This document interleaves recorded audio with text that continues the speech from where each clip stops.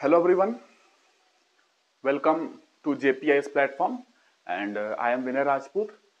Right now, today I am going to start a very burning subject in UPSC and very much important subject in UPSC. बहुत ही important subject है UPSC का और important इसलिए भी है because question बहुत पूछे जाते हैं। इंपॉर्टेंट इसलिए भी हैं क्योंकि चैलेंजिंग भी है तो समझना बहुत ही डिफिकल्ट होती है लोगों को। मैंने जैसे आप लोग भी इसको मानोगे कि हाँ चीज़ें डिफिकल्ट है क्योंकि लोगों ने मुझे बोला कि ये सब्जेक्ट आप पढ़ाइए ताकि चीज़ें जो डिफिकल्ट है उसको मैंने बड़े बड़े कोचिंग के लोगों की बात कर रहा हूँ जो लड़के पढ़ के आए हैं, उन्होंने वहाँ तक बोला कि आप आके पढ़ाइए इन चीज़ों को ताकि क्लियर हो, क्योंकि समझ में नहीं आती चीज़ें उतने अच्छे तरीके से इसको समझाया नहीं गया है लोगों के द्वारा। और ये सही चीज़ नहीं है एक्चुअली, क्योंकि बच्चे तो उम्मीद करेंगे ही कि अच्छे से समझाया जाए, बट कहीं ना कहीं एक बार दो बार पढ़ने के बाद जो स्टूडेंट होते हैं उनको ऐसा लगता है कि नहीं यार कुछ तो कमी है, अभी भी वैसा नहीं मजा आया, वैसी फीलिंग नहीं आई है। वो सब्जेक्ट की जो ग्रैस्प होती है, वो सब्जेक्ट के अंदर जो एक बात होती है कि हाँ मुझसे पूछा जाए तो मैं कभी भी बता दूंगा, एक कॉन्सेप्ट की क्लियरिटी होती है, वो नहीं आई है। और मैं एग्री करता हूँ इस बात से। मैं भी जानता हूँ कि मैंने भी नहीं देखा कि कोई इतने बेहतरीन तरीके से सब्जेक्ट को पढ़ाए जिसका नाम है साइंस टेक्नोलॉजी।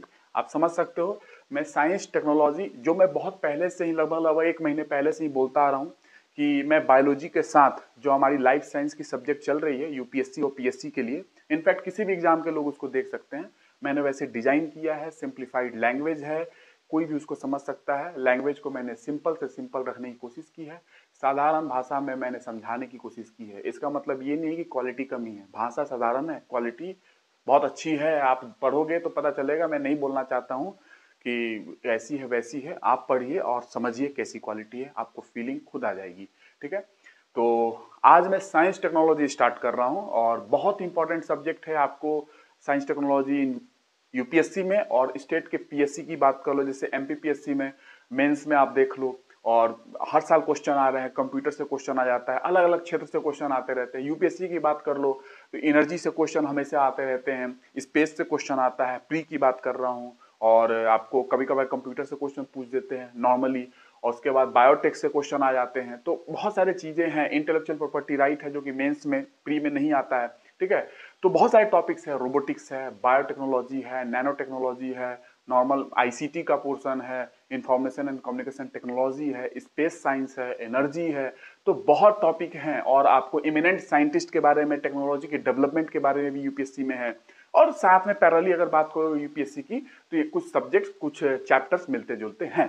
ठीक है, किसी भी स्टेट की यूपीएससी की बात कर लो, ठीक है, तो उस तरीके से मैं पढ़ाऊंगा ताकि आपको हर जगह ये काम आए। ठीक है, और कोई स्पेसिफिक नहीं है, साइंस टेक कोई स्टेट का स्पेसिफिक नहीं होता है कि हिस्ट्री टाइप की कि इस स्टेट का हिस्ट्री पढ़ा दो, इतिहास पढ़ा दो, वैसा तो है नहीं। ठीक है, हाँ कुछ सिलेबस में आगे पीछे हो सकता है 19-20, बट ओवरऑल उतना ही है। ठीक है, जो हर एग्जाम में आपको मिल जाएगा।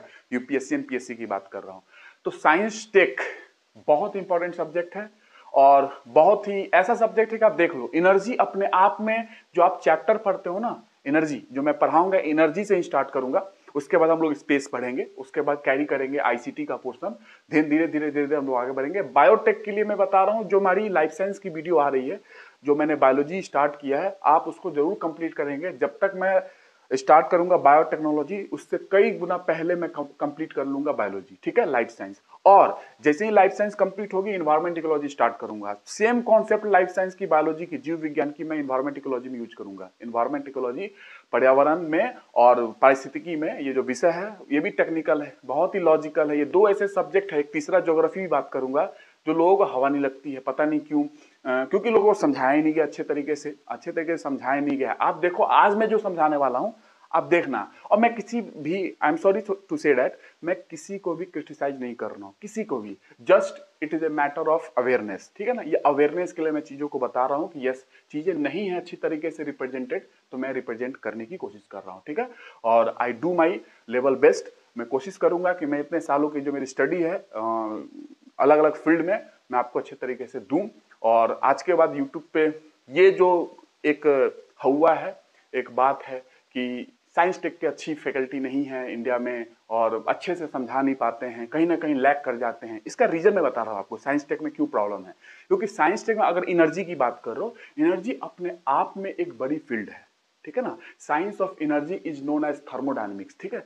तो अपने आप में एक बड़ी फील्ड है, ऐसे कोई नहीं बता सकता। रिन्यूएबल एनर्जी अपने आप में एक बड़ी फील्ड है। रिन्यूएबल एनर्जी की ऑलमोस्ट इंजीनियरिंग सर्विसेज एग्जामिनेशन में खुद पढ़ाऊंगा, वहां पे टेक्निकल पढ़ना है, वहां पे हमें सोलर प्लेट कलेक्टर, उसकी डिजाइनिंग, उसकी ट्रैकिंग करनी है, तो बहुत सारी चीजें। विंड के बारे में पढ़ना है, विंड के हम लोग को देखना है कि विंड के टनल, विंड टर्बाइन और विंड टनल कैसे डिजाइन होंगे, तो ये बहुत सारी चीजें हैं। तो इसीलिए डिफिकल्ट पड़ता है कि स्पेशलाइजेशन लोगों की नहीं है उधर, ठीक है। दूसरी बात आ जाओ स्पेस में, अगर दूसरे चैप्टर की बात करूं, स्पेस आप समझ सकते हो अपने आप में। आप जो रॉकेट साइंस पढ़ते हो, ये बोलना बहुत आसान है कि it works on the basic principle of conservation of linear momentum, ठीक है ना। ये सब आसान है, लॉ ऑफ इनर्शिया, ठीक है ना, न्यूटन थर्ड लॉ, ठीक है।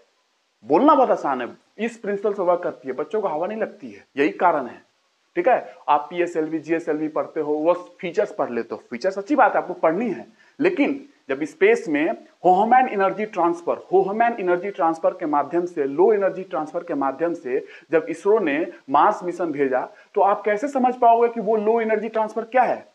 अमेरिका लो एनर्जी ट्रांसफर नहीं यूज करती है, तो वो एक कॉन्सेप्ट की जरूरत है, तब जाकर आप समझ पाओगे। आपको मैं पूछता हूं स्पेस का मतलब क्या है, डोंट से।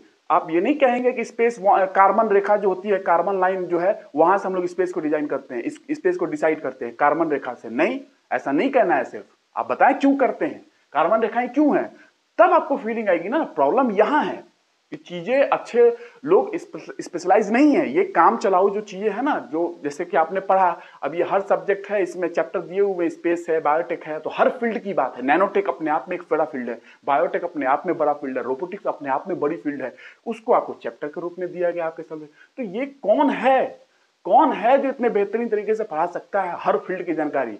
एकमात्र इंजीनियर हो सकता है कि शायद, क्योंकि इंजीनियरिंग में सारी चीजें आती हैं, और डिपेंडिंग अपॉन योर आप किस तरीके से चीजों को पढ़े हो अपनी जर्नी में, ठीक है ना।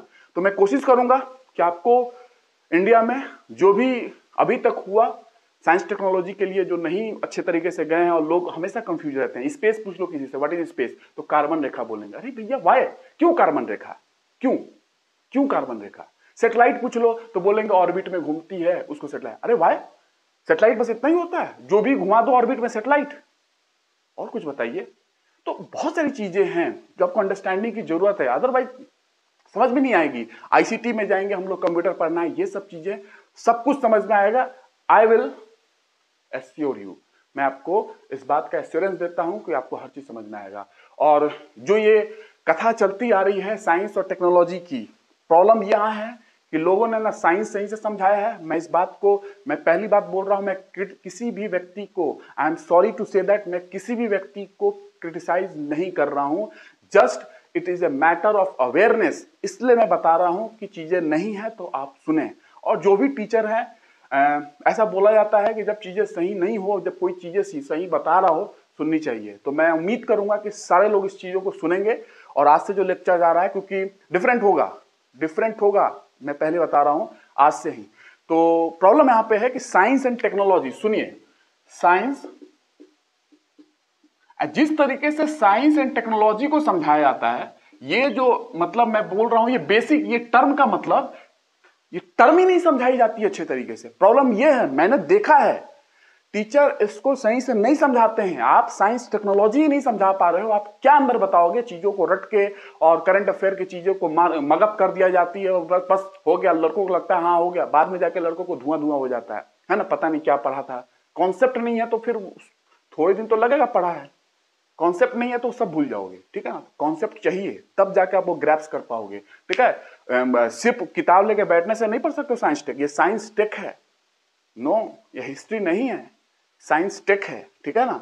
आप ऐसा मत करना कि मैं हिस्ट्री को सिंपल बोल रहा हूं और ये कह रहा हूं। अपने आप की हर सब्जेक्ट की अपने आप में वो उसकी वो महिमा होती है, उसकी एक अपने आप खासियत होती है, उसकी एक अपने आप में खूबसूरती होती है। बट साइंस टेक्नोलॉजी अपने आप में, जितने लोग आईएएस की तैयारी कर रहे हैं, यूपीएससी की, उस सबको मैंने, कितने लोगों से मुझे बोला गया कि आप साइंस टेक पढ़ाइए, बहुत ही साइंस टेक के लिए इतना डर है लोगों को कि कोई पढ़ाने वाला सही नहीं है साइंस टेक्नोलॉजी, और चलती है तो पीपीटी से पढ़ाई दी जाती है, पीपीटी से पढ़ा के, अरे ट्रेडिशनल पढ़ाई बोर्ड पे हुई है, आपको आती है, समझाइए, पीपीटी से ही पढ़ाइए, समझाइए, तो what is science, what is science.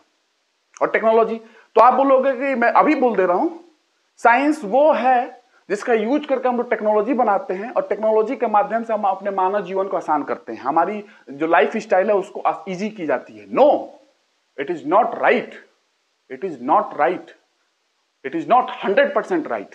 ठीक है, प्रॉब्लम यहां पे है, लोगों ने समझाया नहीं सही से, बिकॉज अंडरस्टैंडिंग लोगों को नहीं है। I am again sorry to say, I am not criticise anybody, I am not, okay.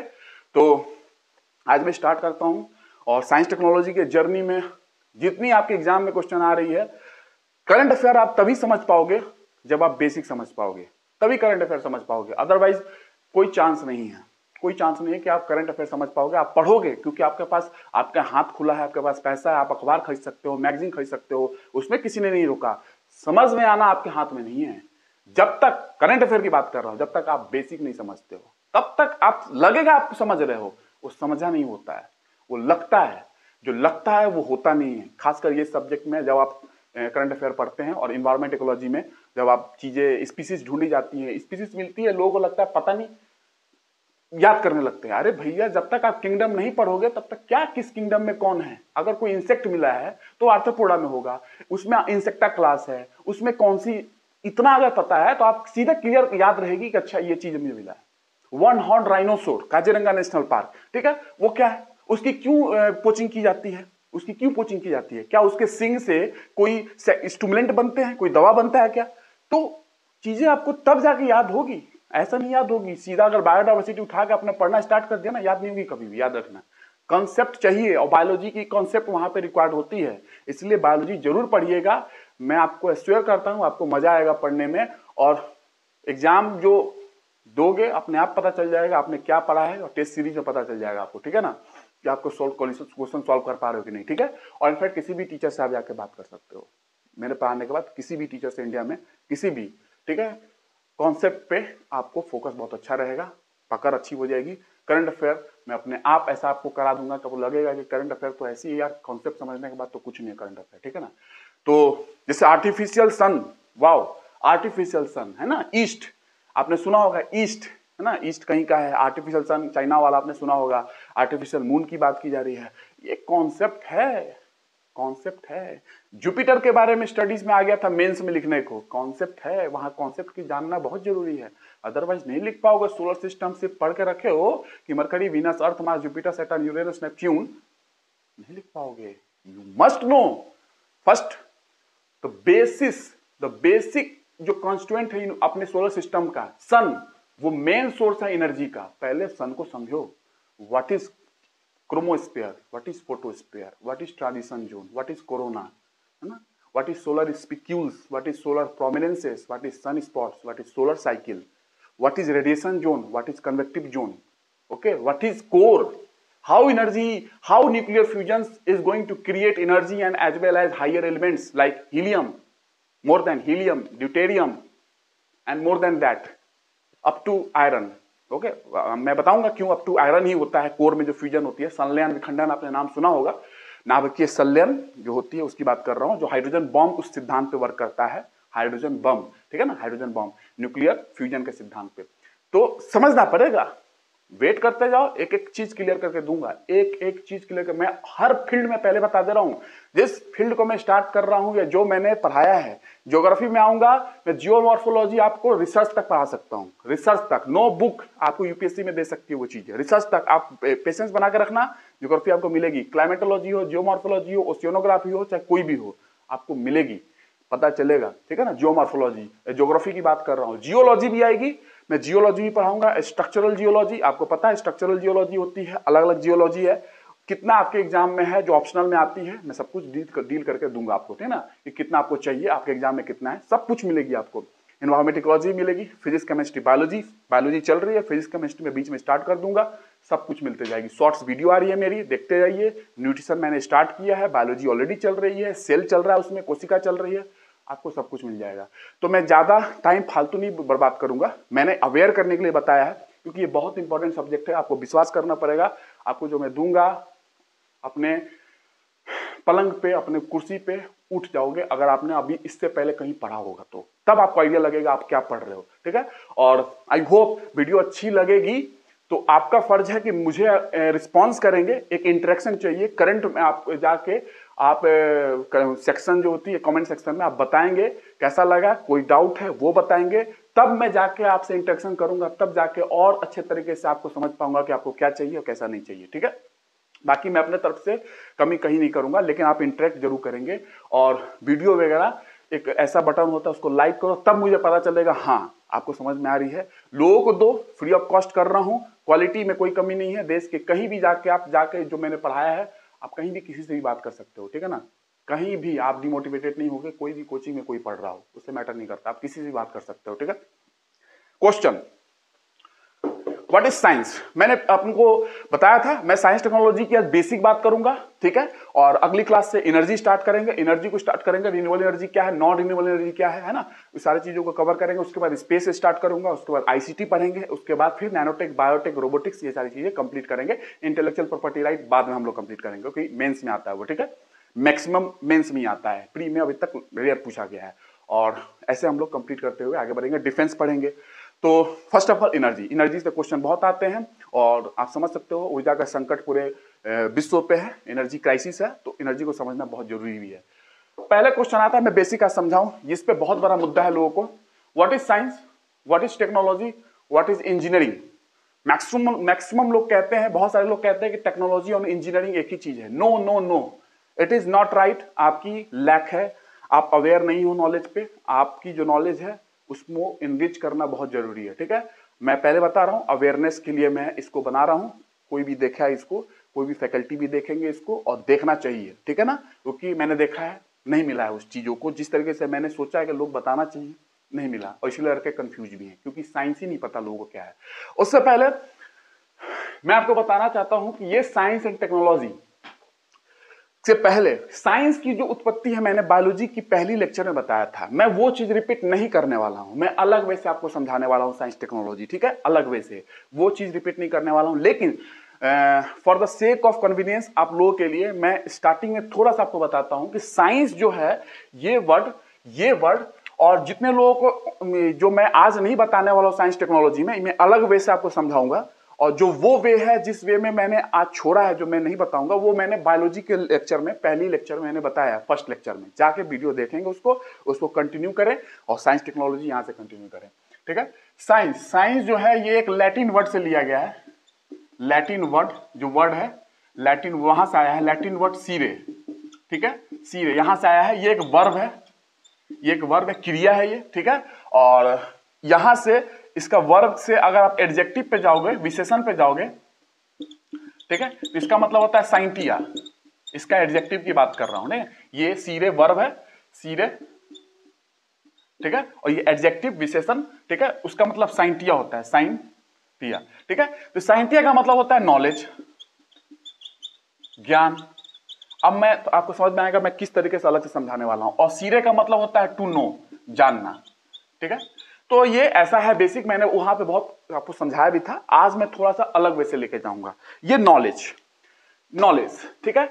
अगर मैं आपको बताऊं कि आप जिस देश में रहते हो, मैं बहुत बेसिक से, बेसिक इन द सेंस कि आप यूपीएससी के मेंबर के सामने जाकर बोलोगे ना तो उनको भी लगेगा यस कोई पढ़ा के भेजा यार, कुछ ऐसा आया पढ़ के कोई बंदा कि यस कुछ किसी को कुछ आता है, सिर्फ रट के नहीं आया है, ठीक है ना। और आईएएस अधिकारी बनते हैं लोग, लेकिन कुछ समझ के जाओगे तो फॉरेन में भी जाओगे तो वहां पता चलेगा कि कोई टेक्नोलॉजी पे काम चल रही है तो क्या हो रही है, ठीक है ना, रियलिटी पता चलेगी, कॉन्सेप्ट क्लियर होना चाहिए आपको, ठीक है। साइंस लोग नहीं बता पाते हैं, प्रॉब्लम ये है। टेक्नोलॉजी क्या है, इंजीनियरिंग क्या है, टेक्नोलॉजी इंजीनियरिंग सेम चीज नहीं है। मैं बार बार बोल रहा हूं, जितने टीचर बताए हैं सब इरेज करो, उसको सब इरेज करो। नॉलेज की कमी है लोगों को, प्रॉब्लम ये है अवेयर नहीं है लोग। आई एम सॉरी, नॉलेज की कमी है, ठीक है ना, मैं बता रहा हूं अवेयर नहीं है। अभी पढ़ाना अलग चीज होता है और एक अंडरस्टैंडिंग अपने आप में अलग चीज होती है, ठीक है। तो अंडरस्टैंडिंग आज से आपको मिलेगी साइंस टेक्नोलॉजी में, और जाकर बायो देखिए, बायोलॉजी में मैंने किस तरीके से पढ़ाया है, ठीक है। एडजेक्टिव नॉलेज, ठीक है। अब मैं बता रहा हूं नॉलेज। तो नॉलेज का मतलब आपको पता है, भारत जिस देश में आप रहते हैं उसका मतलब क्या है आपको पता है? भारत जिस देश में रहते हैं उसका मतलब क्या है? भारतवर्ष, भारत में जो आप रहते हो, इसका इंग्लिश आप जानते हो, इंडिया, इंग्लिश इंडिया है, बट भारत का मतलब क्या है मैं आप सबसे पूछ रहा हूं। Don't say historical answer. जो राजा भरत की क्या कहते हैं, रावी नदी के किनारे जो लड़ाई हुई थी वहां से नहीं देंगे, ठीक है, वहां से नहीं देंगे, ठीक है। आप इसका मतलब बताएं। हिस्ट्री में मैंने बोला था जो बैटल ऑफ 10 किंग्स हुए थे ना, 10 राजाओं का युद्ध, भरत जो थे और रावी नदी के किनारे, वो चीज नहीं बात कर रहा हूं मैं, वहां से भी लिंक है, आप पढ़ोगे तो मिल जाएगा। मैं भारत का मतलब पूछ रहा हूं, भारत का मतलब क्या है? भारत क्या है मतलब? आपसे अगर पूछ दिया जाए इंटरव्यू में क्या है मतलब, मैं लिंक करने वाला हूं, मैं ऐसे नहीं पूछ रहा हूं, लिंक करने वाला हूं। बताइए, आपसे अगर पूछ दिया जाए भारत का मतलब क्या है तो बताइए क्या होगा। मैं सबसे पूछ रहा हूं, बताइए। और कमेंट में लिखेंगे आप जो सोचते हैं, आप अपना व्यू जरूर लिखेंगे।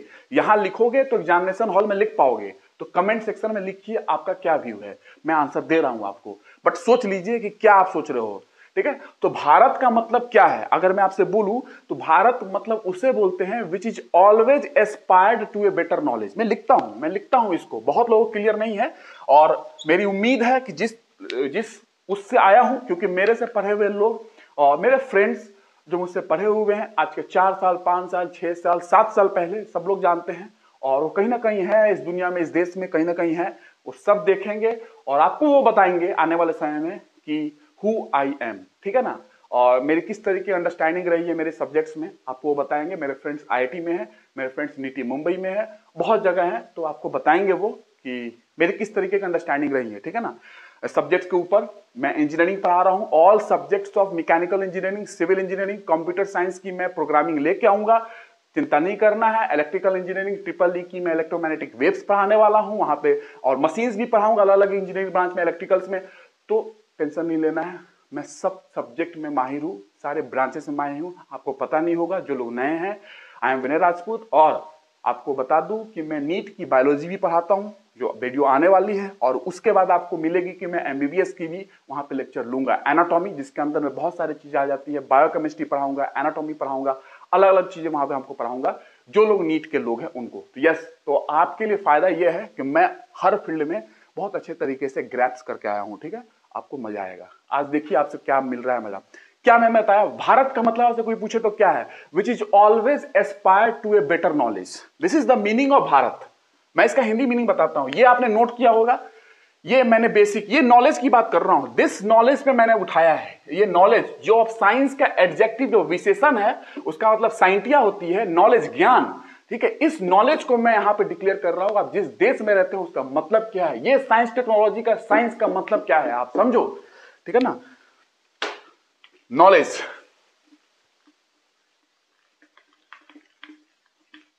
और आपके लिए अच्छी बात है, I am also teaching philosophy, मैं फिलोसफी भी लेके आऊंगा, और आज आपको फिलोसफी का एक व्यू भी दूंगा साइंस टेक्नोलॉजी में, how you think science as a philosophy of science, as a history of science, as a sociology of science, है ना। एज ए साइंस में मैंने जोड़ा है हिस्ट्री को, फिलोसफी को, सोशियोलॉजी को, that is all subject of philosophy. Ethics is also sub discipline of philosophy, ethics. तो मैं आपको बात करूंगा एपिस्टेमोलॉजी क्या होती है। When epistemology is added with ethics, you will have a very good philosophy, है ना। you know the philosophy of science is going to be made, है ना। epistemology आपने सुना होगा, तो ethics को जोड़ते हैं, उसके बाद मैं बताऊंगा ethics का actual meaning क्या है। ethics is yes, what is good, what is right, what is bad, what is right, ठीक है ना, what is wrong, ये सारी चीजें डिस्कस करती है, और भी चीजें हैं, बट एक बहुत ही मेन चीज है, नॉलेज पे भी बात करती है। Knowledge, who owns knowledge, how knowledge is distributed, knowledge is distributed evenly और नॉट, इवन नॉलेज का डिस्ट्रीब्यूशन हुआ है कि नहीं, एथिक्स इस पे भी बात करती है, क्योंकि एपिस्टेमोलॉजी सिर्फ ये बात करती है कि नॉलेज का जनरेशन कैसे हुआ, how knowledge is created, how knowledge is generated, but the philosophers of epistemology doesn't take care, उन्होंने ये बात को ध्यान नहीं दिया कि who owns knowledge, who owns knowledge, वो कौन होंगे जो नॉलेज को ओन करेंगे, and knowledge is distributed, whether it is distributed uniformly और नॉट, इस बात की डिस्कशन होती है एथिक्स में, और तब एथिक्स को एपिस्टेमोलॉजी में ऐड किया जाता है, तब जाके बनती है फिलॉसफी ऑफ साइंस, और एक एग्जैक्ट पिक्चर, एक कंप्लीट कॉम्पैक्ट पिक्चर निकल के आती है। यस, नॉलेज है, उसकी प्रोडक्शन हुई है, वही नॉलेज की बात कर रहा हूं, उसकी प्रोडक्शन हुई है, उस नॉलेज का डिस्ट्रीब्यूशन की भी बात की जा रही है, जो कि एथिक्स डील करता है, along with what is right, what is bad, ये चीजें भी हैं, ठीक है ना। तो वही नॉलेज की बात कर रहा हूं। अभी यहां व्यू लीजिए, मैं फिलॉसफी की बात कर रहा था, वहां फिलोसफिकल व्यू मैं आपको बाद में दूंगा। भारत, तो आप अपना व्यू लिखेंगे भारत को क्या समझते हैं। Which is always aspire to a better knowledge. Bharat का मतलब क्या है, which is always aspired to a better knowledge. यही नॉलेज की बात कर रहा हूं जो मैंने साइंस में आपको साइंटिया का समझाया है। दिस इसी नॉलेज पे भारत को बोला गया है कि हमेशा हमेशा हमेशा आकांक्षी रहा है, हमेशा आकांक्षी रहा है कि बेटर नॉलेज की ओर जाएं। वही नॉलेज और साइंस की बात कर रहा हूं। भारत का मतलब ये होता है, हमेशा आकांक्षी रहा है भारत। भारत का भारत का मतलब वो जो हमेशा आकांक्षी हो कि बेटर नॉलेज पाऊं, बेटर नॉलेज चाहिए, वो बेटर नॉलेज की ओर, हमेशा एक अच्छा ज्ञान की ओर। This is Bharat. ये भारत का मतलब है, जिस देश में आप रहते हो। इसका मीनिंग आप जानते हो कि इंग्लिश में इंडिया जानते हो, इंडिया। बट भारत का मतलब क्या है, विच इज ऑलवेज एस्पायर्ड, आकांक्षी रहा है टू बेटर नॉलेज, ठीक है। और यू कैन से dwelling upon harnessing the knowledge. किस पे, नॉलेज को हार्नेस करने पे, dwelling upon harnessing the knowledge, ऐसा भी लिख सकते हो। और किस बात पे ड्वेल किया है, ड्वेलिंग अपॉन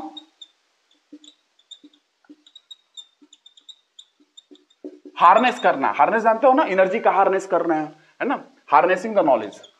वही मतलब है नॉलेज को पाना,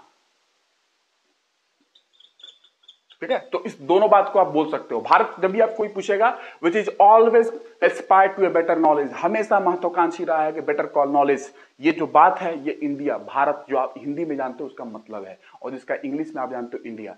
यही नॉलेज पढ़ रहे हो साइंस में, यही। और मैं आपको बता दूं कि दिस कंट्री, जिस देश में आप रहते हो Bharat, this country is having a very very very very very wider legacy of scientific heritage. This country is having a very wider legacy of scientific heritage.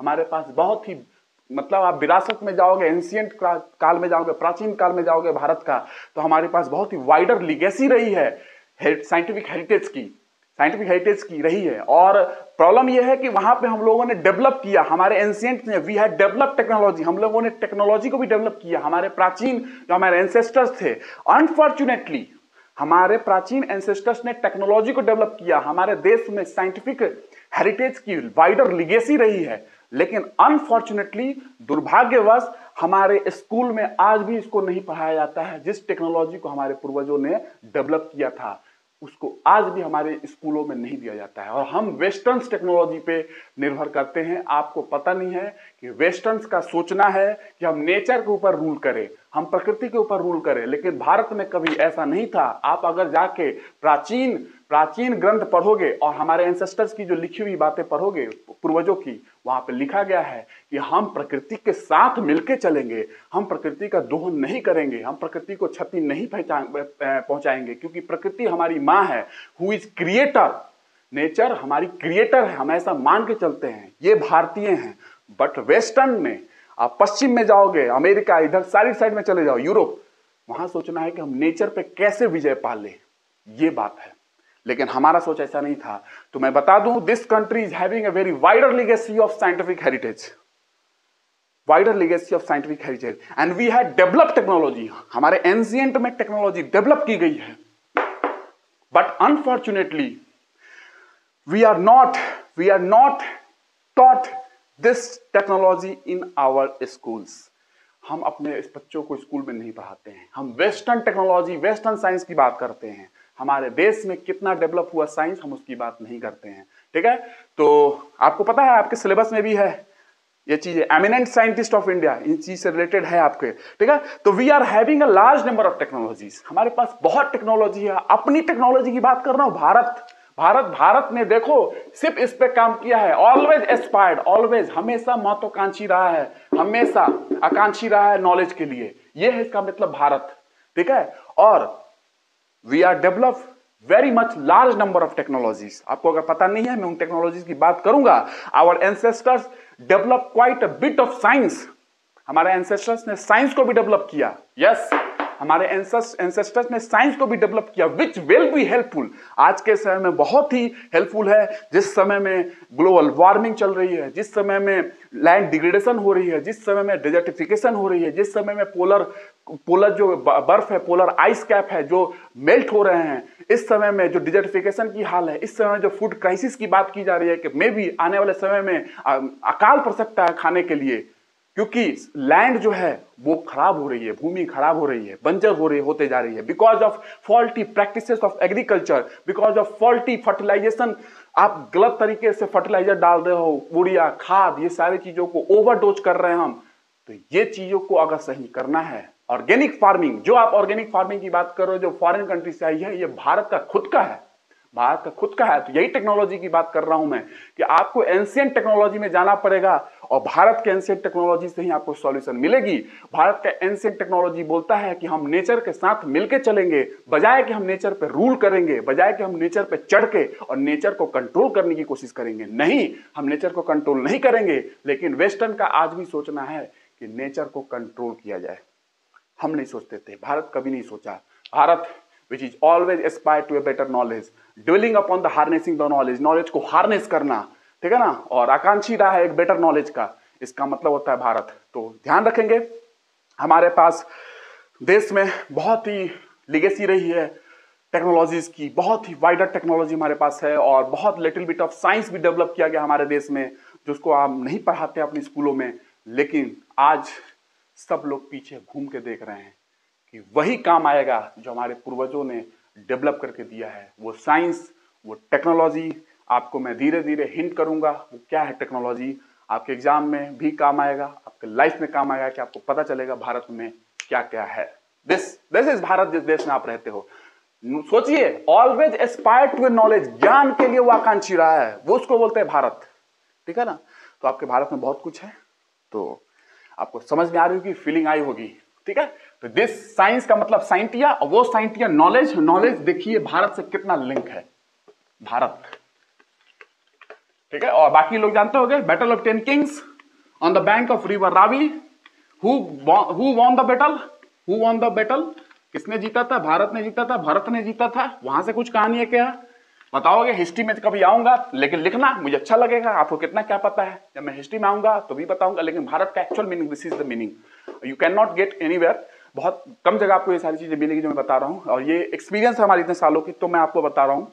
और ये साइंस का मतलब अभी तक मैंने समझाया नहीं, जस्ट मैंने लैटिन वर्ड से बताया, और वो वर्ड को मैंने, नॉलेज वर्ड को मैंने भारत से लिंक किया है कि भारत क्या है, जिस देश में आप रहते हो, भारत, जिसको इंग्लिश में इंडिया बोलते हो, इंडिया, ठीक है। तो ये है थोड़ी सी कहानी। अब मैं बताता हूं साइंस, ठीक है।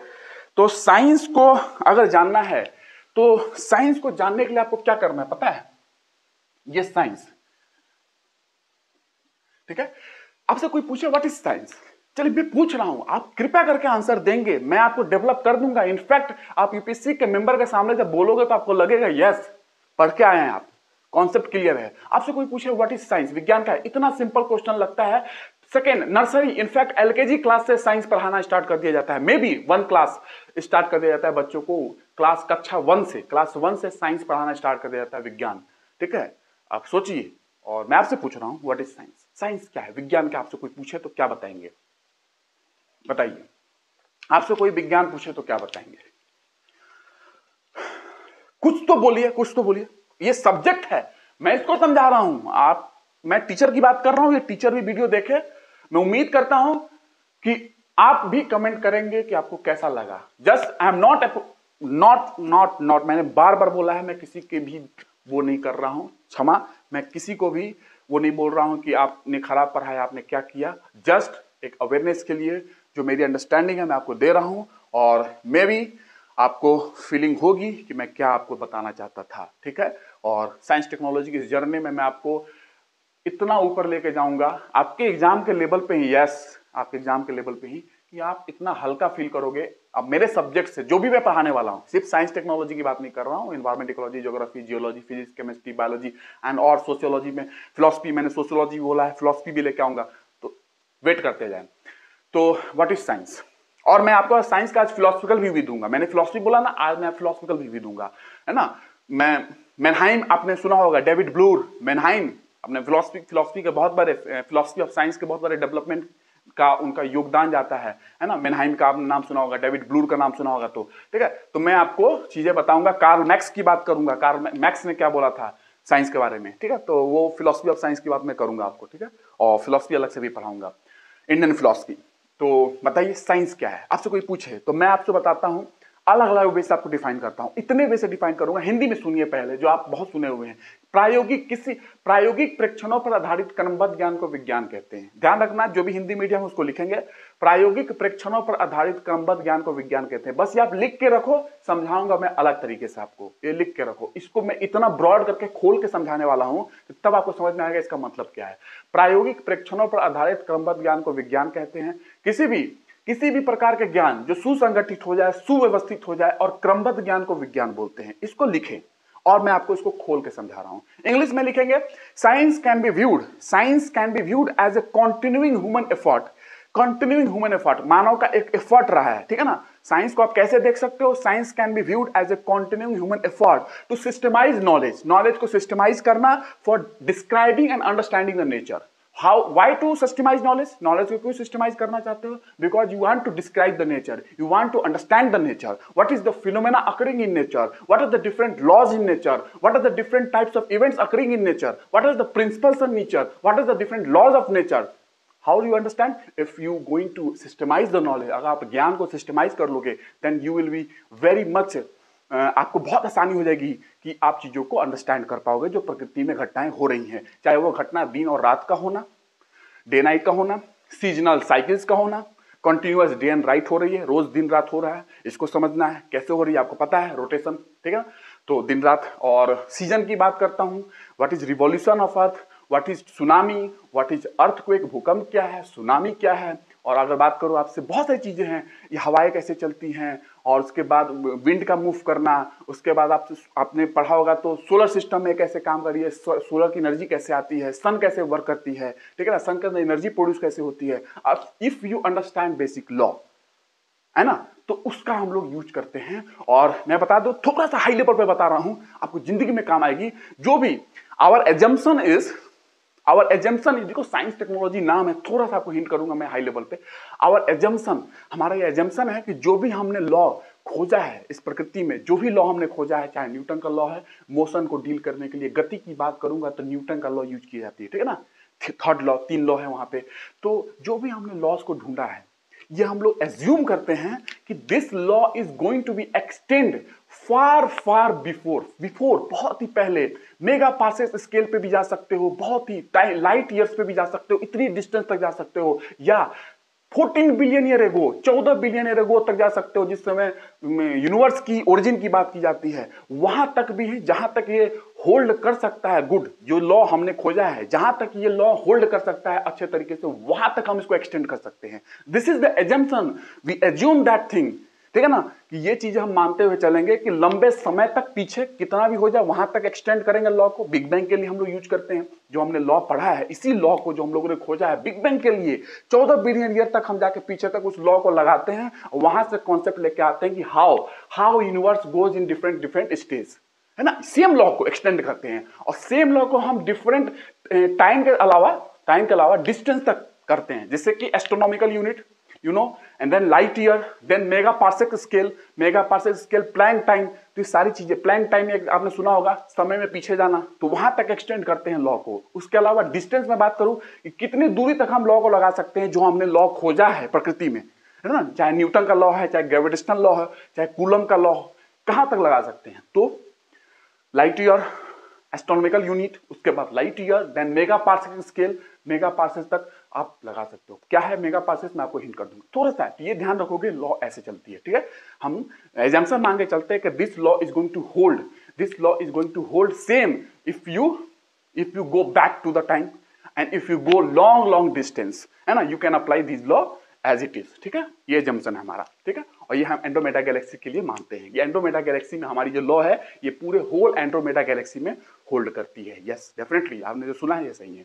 ये थोड़ी हाई लेवल की बात है बट आपकी अंडरस्टैंडिंग के लिए इतना काम आएगा कि जब मैं ब्लैक होल पढ़ाऊंगा आपको इवेंट होराइजन क्या है, सिंगुलैरिटी क्या है और डिफरेंट जो जेट निकलती है वो क्या है, सारी चीज आपको समझ में आएगी। M87 क्या है, M87 गैलेक्सी का नाम आपने सुना होगा, उसके अंदर ब्लैक होल का नाम सुना होगा। सारे चीज मैं आपको पढ़ाऊंगा, डिफरेंट चीजें सबको मिलेगी आपको, एक भी चीज आपको ऐसा नहीं है जो समझ में नहीं आएगा। समझ समय की बात है, समय आपको चाहिए, मुझे देना पड़ेगा समय, पेशेंस रखना पड़ेगा। What is science? Science can be viewed as a continuing human effort. Continuing human effort, एक एफर्ट है, एक प्रयास है मानव का। वाई? टू सिस्टमाइज नॉलेज, एक प्रयास है जो नॉलेज को सिस्टमाइज करना है। क्यों? जो भी नॉलेज हम पाते जा रहे हैं, जिस नॉलेज की मैंने बात की है, भारत नॉलेज पे आधारित नॉलेज जो पा रहा है उसको सिस्टमाइज करना है। To describe and understand the nature, प्रकृति के अंदर होने वाली वो प्रक्रिया, वो इवेंट्स, वो घटनाओं को बताना है, मुझे डिस्क्राइब करना है और हमें अंडरस्टैंड करना है कि कैसे वर्क करती है, कैसे सुनामी आता है, कैसे अर्थक्वेक आता है, कैसे एक मीटराइट्स की बात की जाती है, कैसे शूटिंग स्टार की बात की जाती है। आपने सुना होगा हेली कॉमेट की बात की जाती है कि इतने 65 ईयर्स में, इतने सालों में, 72 साल में, 73 साल में, जो भी आप सुने हो सब कुछ बताऊंगा, ज्यादा डिटेल में नहीं जाना चाहता हूं यहाँ पे। कैसे आती है ये प्रिडिक्शन, कैसे होता है, इन चीजों को हम लोग कोशिश करते हैं, ठीक है, साइंस के अंदर। This is the one way जो आप डिफाइन कर सकते हो। Another way, science is a systematic, another way आप अलग तरीके से कैसे डिफाइन कर सकते हो। Science is a systematic and logical approach. Science is a systematic and logical approach to discovering things, to discovering how things in the universe work. Science is a systematic and logical approach to discovering how things in the universe work. मतलब मैंने same बताया था जो पहले बताया, अलग अलग वे से डिफाइन कर रहा हूं कि यूनिवर्स में कैसे चीज काम कर रही है, इस दुनिया में, इस संसार में कैसे चीज काम कर रही है। बस एक सिस्टमैटिक, एक लॉजिकल अप्रोच होना चाहिए इस चीज को खोजने के लिए। इस प्रकृति में जो भी घटनाएं हो रही हैं, ये घटनाएं कौन कौन सी घटनाएं कैसे कैसे हो रही हैं और इसके लिए क्या क्या नियम काम करते हैं, कौन कौन सा लॉ काम करते हैं। यही है science is a systematic and logical approach to discovering, खोजना है क्या, how things in the universe work, universe में कैसे चीजें काम करती हैं। This is the way you can define science. Okay, आप समझ गए होंगे और हिंदी में मैंने बता दिया है, मैं उसी को एक्सपैंड करके समझा रहा हूं और सुनेंगे। हम जानते हैं कि we want to know what do you mean by science. आपसे कोई बोलेगा, मैं और समझा रहा हूं, आपको समझ में आना चाहिए ये क्रस्क, व्हाट इज साइंस और टेक्नोलॉजी। फिर आप आइए एनर्जी क्या होता है, मैं स्टार्ट करता हूं अगले लेक्चर से। Energy chapter 1, we want to know governing laws. We want to know governing laws, वो लॉ जो गवर्न कर रही है किसी फिनोमेना को, किसी घटना को प्रकृति में गवर्न कर रही है, हम उसको जानना चाहते हैं साइंस में। हम नेचर के वर्क को जानना चाहते हैं, नेचर का वर्क जानना चाहते हैं, नेचुरल लॉ जानना चाहते हैं, फिजिकल लॉ जानना चाहते हैं और उसको वेरीफाई भी करेंगे। हम वेरीफाई भी करेंगे। वेरीफाई करना बहुत जरूरी है साइंस में, वेरीफाई करना बहुत जरूरी है। वेरीफाइबल फैक्ट्स होने चाहिए, ठीक है ना, तो निरीक्षण करना पड़ता है, वो करना बहुत जरूरी है। तो we want to know governing laws, हम गवर्निंग लॉ जानना चाहते हैं प्रकृति में कि कौन सा लॉ किस घटना को गवर्न कर रहा है। उसके बाद हम नेचुरल वर्क को, नेचर के वर्क को जानना चाहते हैं, नेचर में कौन कौन सा फिनोमेना हो रही है। हम फिजिकल लॉज को जानना चाहते हैं कि कौन कौन से फिजिकल लॉज हैं और दोज थिंग्स, ये जो चीजें हैं इसको हम वेरीफाई भी करेंगे, कि निरीक्षण भी करेंगे कि हाँ ये चीजें सही है, कैसा है, कौन सा लॉ किसके लिए काम आएगा, ठीक है ना, किस घटना के लिए कौन सा लॉ आएगा काम, ठीक है। तो ये चीजें था, जैसे gravitational law, universal law of gravitation, gravitation का यूनिवर्सल लॉ है। तो जो आप जानते हो कि ये यहां से गिरा नीचे, ड्यू टू ग्रेविटी अट्रैक्ट कर रही है अर्थ, पृथ्वी। सेम लॉ मैंने बताया था ना, लंबे दूर तक भी ये लॉ लग सकती है। एंड्रोमेडा गैलेक्सी में हमारा एजम्पशन है जो हम लॉ खोजते हैं, same law works for planet, same law. ये हमारे ग्रह के लिए भी यही लॉ काम करते हैं। जिस तरीके से ये नीचे गिर रही है पृथ्वी की ओर, हमारे ग्रह भी पूरे के पूरे क्या कहते हैं, जो लगाते हैं चक्कर किसका, सूर्य की ओर अट्रैक्ट होते हैं। सेम लॉ से, जैसे ये अट्रैक्ट हो रहा है पृथ्वी की ओर, ये मारकर पृथ्वी की ओर अट्रैक्ट हो रहा है जैसे छोड़ रहे हो, तो उसी तरीके से हमारे इस गैलेक्सी में जो चीजें घूम रही हैं इसी लॉ से अट्रैक्ट होती हैं, universal law of gravitation Newton का, ठीक है ना। वो पृथ्वी भी सूर्य की ओर अट्रैक्ट हो रही है। कैसे हो रही है, वो इलिप्टिकल ऑर्बिट क्या है, सब कुछ बात करूंगा। समझ में आ रही हो कि मैंने क्या बताया आपको, ठीक है। तो और वेरीफाई करना पड़ता है, जो भी आपने खोजा है वेरीफाई करना पड़ेगा, जांच करनी पड़ेगी, स्क्रूटनी भी करना पड़ता है। स्क्रूटनी का मतलब जांच करना, छानबीन करना आपके लॉज का, ठीक है, और नेचर में जो भी इवेंट हो रही है उसकी। तो यू कैन डिफाइन साइंस। जो मैंने बोला उसको लिख लेंगे, जो मैंने 2 बार बोला है साइंस का definition. Science can be viewed as a continuing human effort to systemise knowledge for describing and understanding the nature, ये लिख लेंगे। और हिंदी में मैंने पहले बोल दिया था, ठीक है, इसी को मैं अलग वे में इंग्लिश में बोल रहा हूं। दूसरे वे से लिखेंगे कि science is a systematic and logical approach.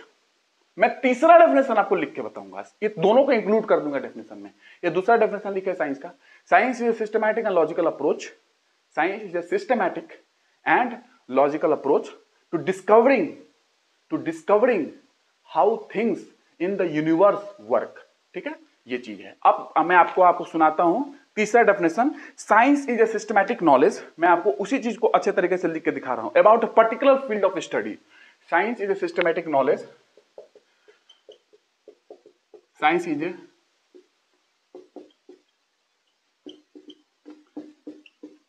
मैं साइंस पे ही कई घंटों तक पढ़ा सकता हूं आपको, इसी को समझा के समझा मैं कोशिश कर रहा हूं आपको कम से कम में अंडरस्टैंडिंग मिलनी चाहिए।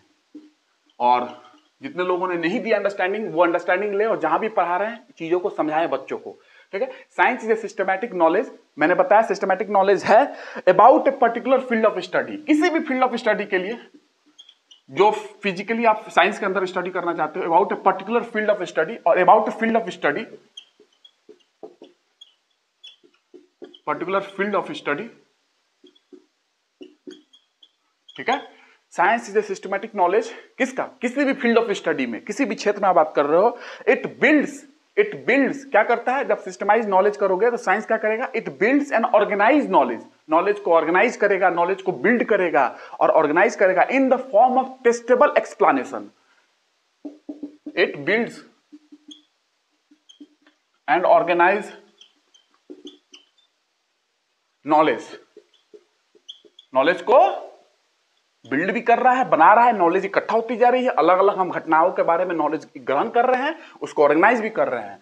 It builds and organise knowledge, मैं उसी डेफिनेशन को जो मैंने लिखा है ना साइंस को, उसको और खोल के बता रहा हूं, एक डेफिनेशन अच्छा बता रहा हूं आपको, ठीक है, और कैसे समझ सकते हो। It builds and organise knowledge in कैसे, किस फॉर्म में, in the form of testable explanation testable होना चाहिए, इन द फॉर्म ऑफ,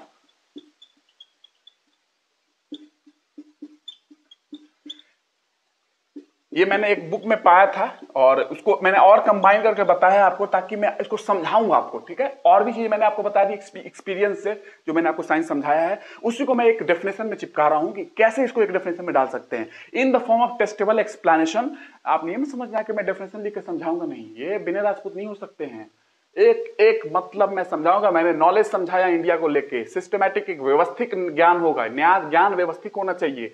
किसी भी फील्ड ऑफ स्टडी, कोई भी आप फील्ड की स्टडी कर रहे हो, चाहे केमिस्ट्री हो, बायोलॉजी हो, फिजिक्स हो, किसी भी फील्ड में, जियोलॉजी हो, ज्योग्राफी हो, और इट बिल्ड्स, नॉलेज को बिल्ड करता है, ऑर्गेनाइज करता है नॉलेज को इन the form of testable explanation. मैं समझा रहा हूं टेस्टेबल एक्सप्लेनेशन क्या होती है। एक्सप्लेनेशन टेस्टेबल होना चाहिए, टेस्ट करना पड़ेगा आपको। कैसे टेस्ट करना पड़ेगा मैं बता रहा हूं। Testable explanation and prediction about nature, predict भी करना है ना नेचर में, क्या है प्रिडिक्शन मैं बताता हूं आपको। एंड प्रिडिक्शन अबाउट नेचर, ठीक है, प्रिडिक्शन अबाउट नेचर, नेचर की प्रिडिक्शन करना है। और सिर्फ नेचर का करोगे, यूनिवर्स का भी करेंगे, nature and the universe. Hindi में जब मैंने लिखवाया है उसी को लिख रहा हूं, मैं एक्सप्लेन कर रहा हूं इसको खोल खोल के। हाँ, तो सब कुछ मैंने समझा दिया। What is meaning of testable explanation, हर चीज समझाऊंगा, चिंता नहीं करना है। मैं ऐसा छोड़ूंगा नहीं, मैं बोल के बस समझाने वाला हूं, बोल के कुछ समझाऊं ना निकल जाऊं, no no no. Science technology पढ़ा रहा हूं, आपको समझना पड़ेगा कि मतलब क्या है साइंस टेक्नोलॉजी का। तो what is testable explanation, there should be some logic.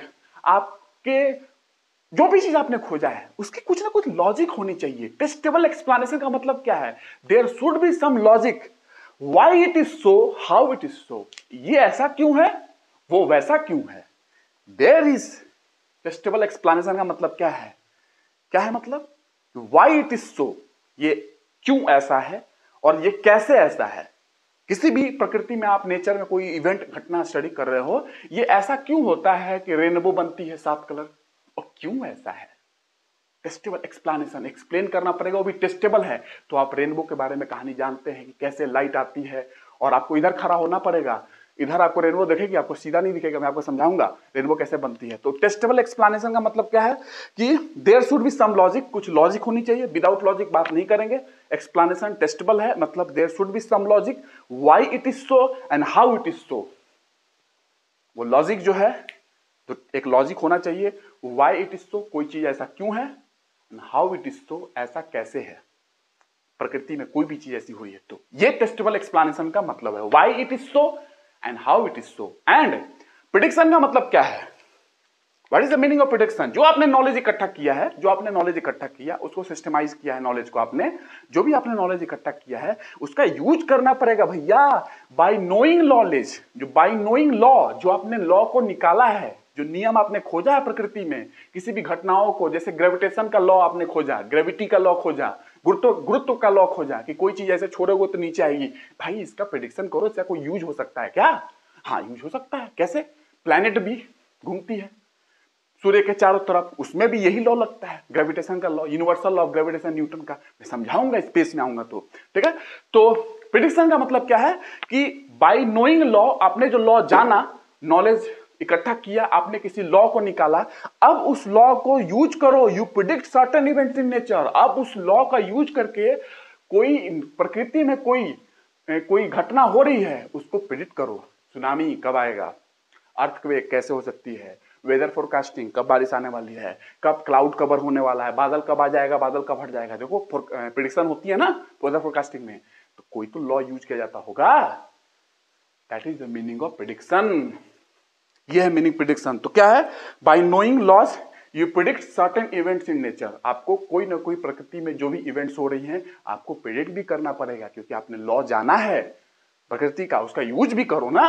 तो प्रिडिक्शन करो, कोई चीज अगर सुनामी आ रही है तो करो, साइक्लोन आने वाला है तो प्रिडिक्शन करो पहले, तब तो आपका लॉ जो निकाले उसका फायदा हो पाएगा ना। तो लॉ निकाल लिए, नियम खोज लिए प्रकृति में, उसका कोई प्रिडिक्शन ही नहीं कर रहे हो मानव कल्याण के लिए। भाई सुनामी आ रही है, पहले से प्रिडिक्शन कर लोगे तो कोस्ट से लोगों को हटा लिया जाएगा ना। साइक्लोन आ रही है तो हटा लिया जाएगा ना वहां से, प्रिडिक्शन पहले कर ले।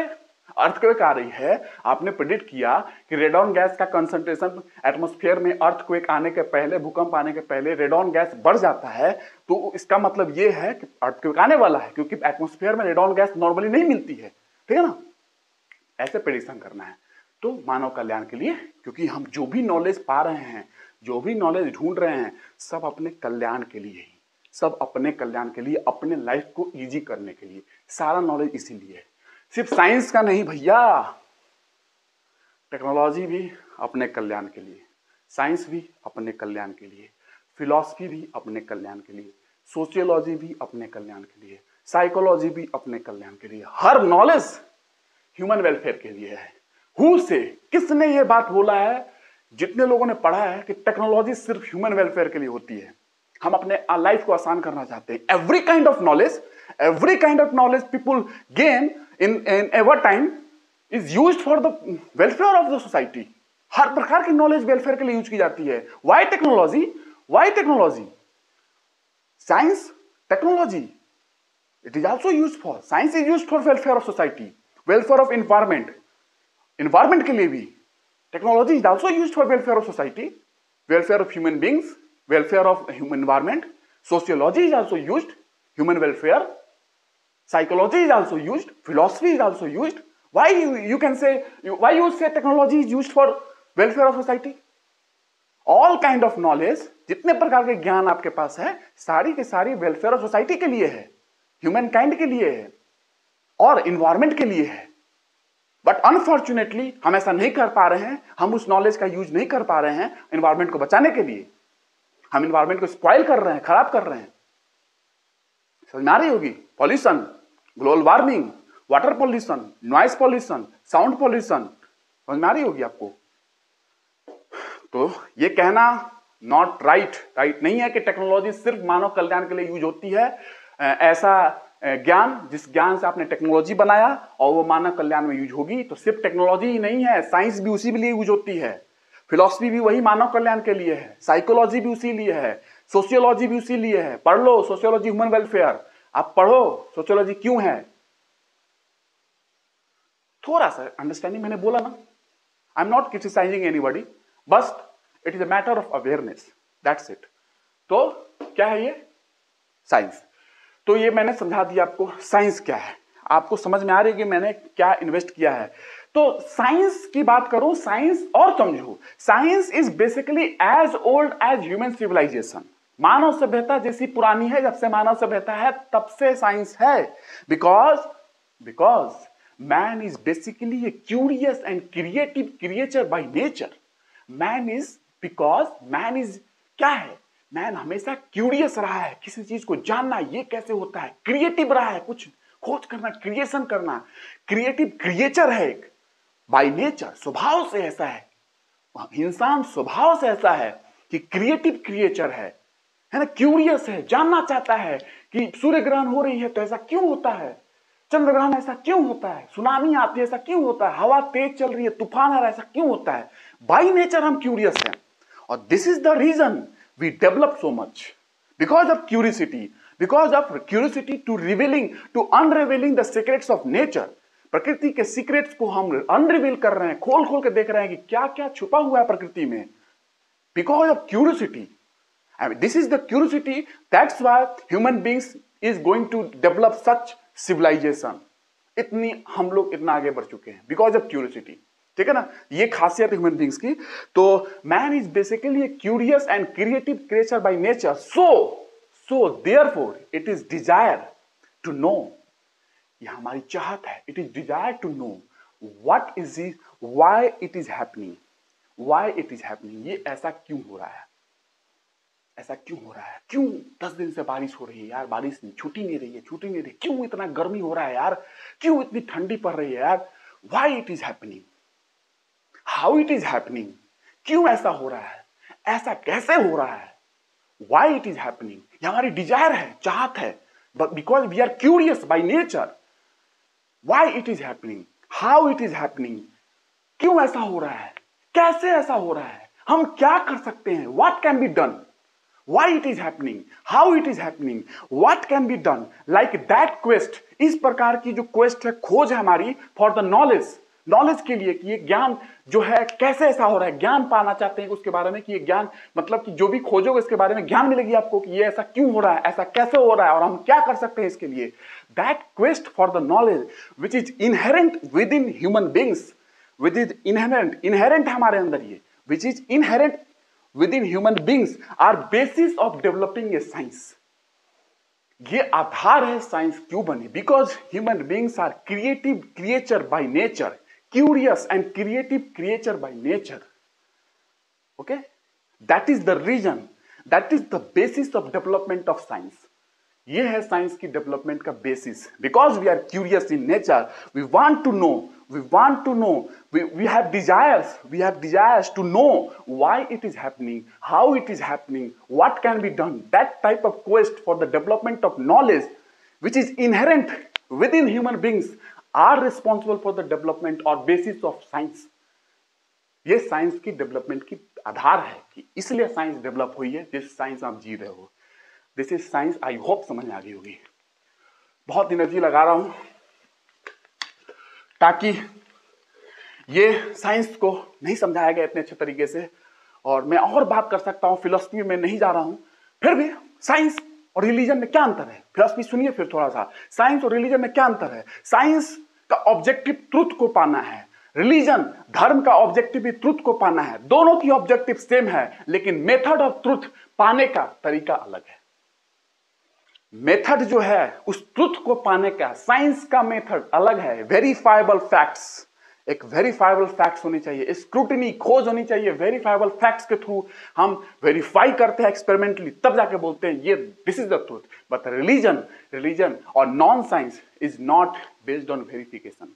इफ एनीबडी सेज कि मैंने एक घोस्ट देखा, मैंने एक क्या कहते हैं वो देखा, भूत देखा, ठीक है, इट मे पॉसिबल कि religious person may accept this, but it may not be possible or never possible कि एक साइंटिफिक पर्सन इसको एक्सेप्ट करे कि भूत आपने देखा है, बिकॉज इसकी वेरिफिकेशन वेरीफाइबल होना चाहिए, तब जाके आप बता सकते हो कि जो भूत आपने देखा है कि नहीं। तो this is known as perception.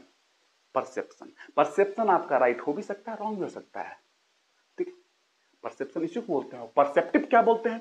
Perceptive क्या होता है? परसेप्टिव वो चीज होते हैं जो परसेप्शन को एक सही तरीके से लेके आए और उसको सही बनाए, ठीक है ना। तो इसीलिए परसेप्टिव होना, जो क्या कहते हैं साइंस होती है, उसमें बहुत सारे परसेप्टिव होते हैं अलग अलग प्रकार के, कि इस तरीके से देख सकते हो, उस तरीके से देख सकते हो। बट परसेप्शन जो होता है वो राइट भी हो सकता है, रॉन्ग भी हो सकता है, लेकिन उसको एक वे में लेके आना, निकाल के ले आना और परसेप्टिव बनाना, मैं आपको थोड़ा सा उसमें नहीं जा रहा हूं बिकॉज ये फिलोसफिकल है, बट आप समझ चुके हो मैं क्या बोलना चाह रहा हूं। मैं फिलोसफी वाली बातें आपको अलग से समझाऊंगा, ठीक है, क्योंकि डायरेक्ट परसेप्शन पे मैं नहीं जाना चाहता हूं। 3 मॉडल्स है परसेप्शन में, परसेप्टिव में, साइंस, टेक्नोलॉजी एंड सोसाइटी की, और लीनियर मॉडल है, एम्बेडेड मॉडल है एंड इंटरेक्शनिस्ट मॉडल है, ठीक है ना। तो मैं आपको उतना नहीं जा रहा हूं, साइंस, टेक्नोलॉजी, सोसाइटी की मॉडल है ये, ठीक है। उसमें मेनहाइम की बात करूंगा, डेविड ब्लूर की बात करूंगा और कार्ल मैक्स की बात करूंगा, अलग अलग चीजें हैं, मैं आपको थोड़ा थोड़ा आपको बताऊंगा फिलोसफी में भी।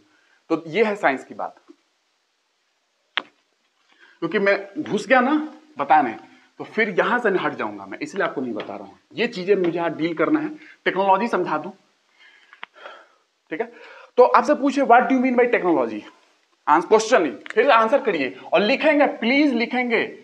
आप अगर एग्जाम के लिए सिंसियर हैं तो करंट में आप कमेंट सेक्शन में लिखेंगे कि what is due mean technology, what do mean by technology, what is the meaning of science. आप अगर एग्जाम के लिए सिंसियर हैं और आपने कहीं पढ़ा है तो आपको पता चल रही होगी क्या मैं दे रहा हूं। In fact nobody can tell in this way the way I am teaching right now, ठीक है ना। आपको पता है, I am not criticising anybody, but आपको पता है क्योंकि मुझे भी पता है ये चीज, ठीक है ना।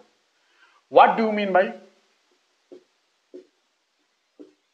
टेक्नोलॉजी, क्या है प्रौद्योगिकी के मतलब? नोबडी से, आप लिखो, ये मत कहना कि मानव कल्याण के लिए हम टेक्नोलॉजी का निर्माण करते हैं, हमारे लाइफ को इजी करने के लिए, हमारे लाइफ को आसान करने के लिए चीजों को हम लेकर आते हैं जिसको टेक्नोलॉजी बोलते हैं। Not, technology is used for yes, but other kinds of knowledge is also used for human welfare.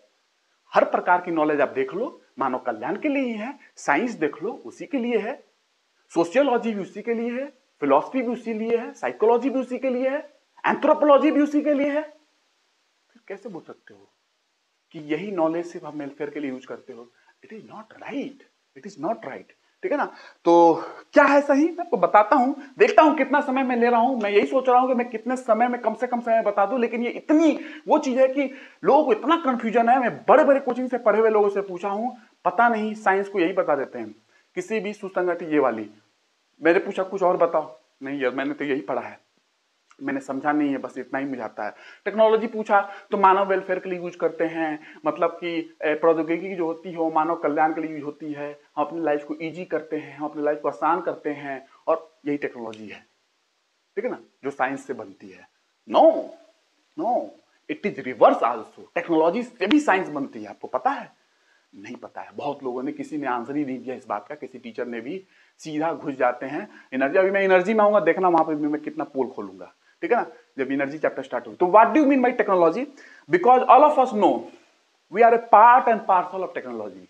All of us know we are a part of technology. Yes, we are a part of technology, we have mobiles, we are a part of technology, we are totally deep inside the technology, है ना। And our life is going to be, आप देख रहे हो क्या हो रहा है आज के समय में, मोबाइल में लोग डूबे हुए हैं। तो हम लोग कहीं ना कहीं अपने लाइफ के जो इंजॉय है, जो इसेंस है लाइफ की, वो खोते जा रहे हैं हम टेक्नोलॉजी के चक्कर में, और मेटेरियलिज्म ज्यादा होती जा रही है।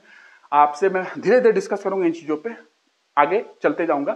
पहले आप समझो ये क्या है। Because all of us are a part of parcel of technology, हम लोग पार्ट है, एक पार्सल है टेक्नोलॉजी का। Technology is also old as human civilisation. Science जैसे था, मानव सभ्यता जिससे है तब से साइंस है, technology is also as old as human civilisation. How you define this things, how, कैसे? बिकॉज अर्लियर डेज, पहले के समय में जाइए, आपको पहले के समय में आपसे किसी ने, आपके घर में या कोई ना कोई आपसे कहा होगा, आपने किताब में पढ़ा होगा कि हमारे जो पूर्वज है वो जंगलों में रहते थे। जाहिर सी बात है, मानव जंगल से निकल के आया है, ठीक है ना। तब हम लोग ना सिविलाइज्ड हुए, उसका रीजन है कि हम इतना क्यों सिविलाइज्ड हुए, मैं आपको डेवलप करूंगा, बताऊंगा इन चीजों को। आपकी डेवलपमेंट होगी, यहाँ पे पढ़ोगे नहीं, डेवलपमेंट होगी, आपकी आंसर राइटिंग में झलकेगी ये चीज। और वो रिकॉर्ड को तोड़ना है जो 60% तक लोग नहीं पहुंच पा रहे यूपीएससी में। आंसर राइटिंग अगर लाओगे तो मजबूरन यूपीएससी के मेंबर को देना पड़ेगा नंबर, क्योंकि आपने अच्छा लिखा है, और अच्छा लिखने वाले को नंबर देंगे, ठीक है ना। तो आपको झलकना चाहिए ये अंडरस्टैंडिंग, जो अंडरस्टैंडिंग मैं दे रहा हूं। Technology is also as old as human civilisation, because कारण क्या है, अर्लियर डेज की बात करो, पहले की बात करो, तो क्या आपसे लोगों ने कहा है, यही कहा है ना कि we are living in jungles, हम लोग जंगल में रहते थे, स्लोली स्लोली धीरे धीरे steadily steadily we are coming out from the jungle, हम लोगों ने जंगल से बाहर निकला, coming out from the jungle and settle down, हम लोगों ने सेटलमेंट बनाया, एक बस्ती बनाई, रहना स्टार्ट किया, डेवलप किया, टेक्नोलॉजी को डेवलप किया, धीरे धीरे टेक्नोलॉजी को डेवलप किया, उस टेक्नोलॉजी से हमने क्या किया, हार्नेस करना स्टार्ट कर दिया, हमने वेरियस थिंग्स को, अलग अलग चीज को हार्नेस करना स्टार्ट कर दिया, जैसे कि फूड, क्या हो सकता है फूड, उसको हार्नेसिंग करना स्टार्ट किया, क्या हो सकता है शेल्टर, रहने के लिए जगह, उसको हम लोग टेक्नोलॉजी के यूज से हम लोगों ने स्टार्ट किया, आपको पता है कैसे लोहा यूज हुआ, कैसे समझ रहे हो, एग्रीकल्चर, ये सारी चीजें समझ रहे हो, मैं हिस्ट्री में नहीं जाना चाहता हूं, तो हम लोगों ने हार्नेस करना स्टार्ट किया, एंड जो भी लाइफ के लिए अदर थिंग हो सकती है, टेक्नोलॉजी के माध्यम से हम लोगों ने हार्नेस करना स्टार्ट किया, चाहे वो फूड हो, चाहे शेल्टर हो, या अदर थिंग्स फॉर लाइफ, ठीक है ना, ऐसे हम लोग जंगल से निकलते हुए हैं। आपको क्या लग रहा है, what do mean by technology, मैंने कुछ समझाया आपको, समझ में आ रही है? इनफैक्ट मैं पानी पी लूं थोड़ा।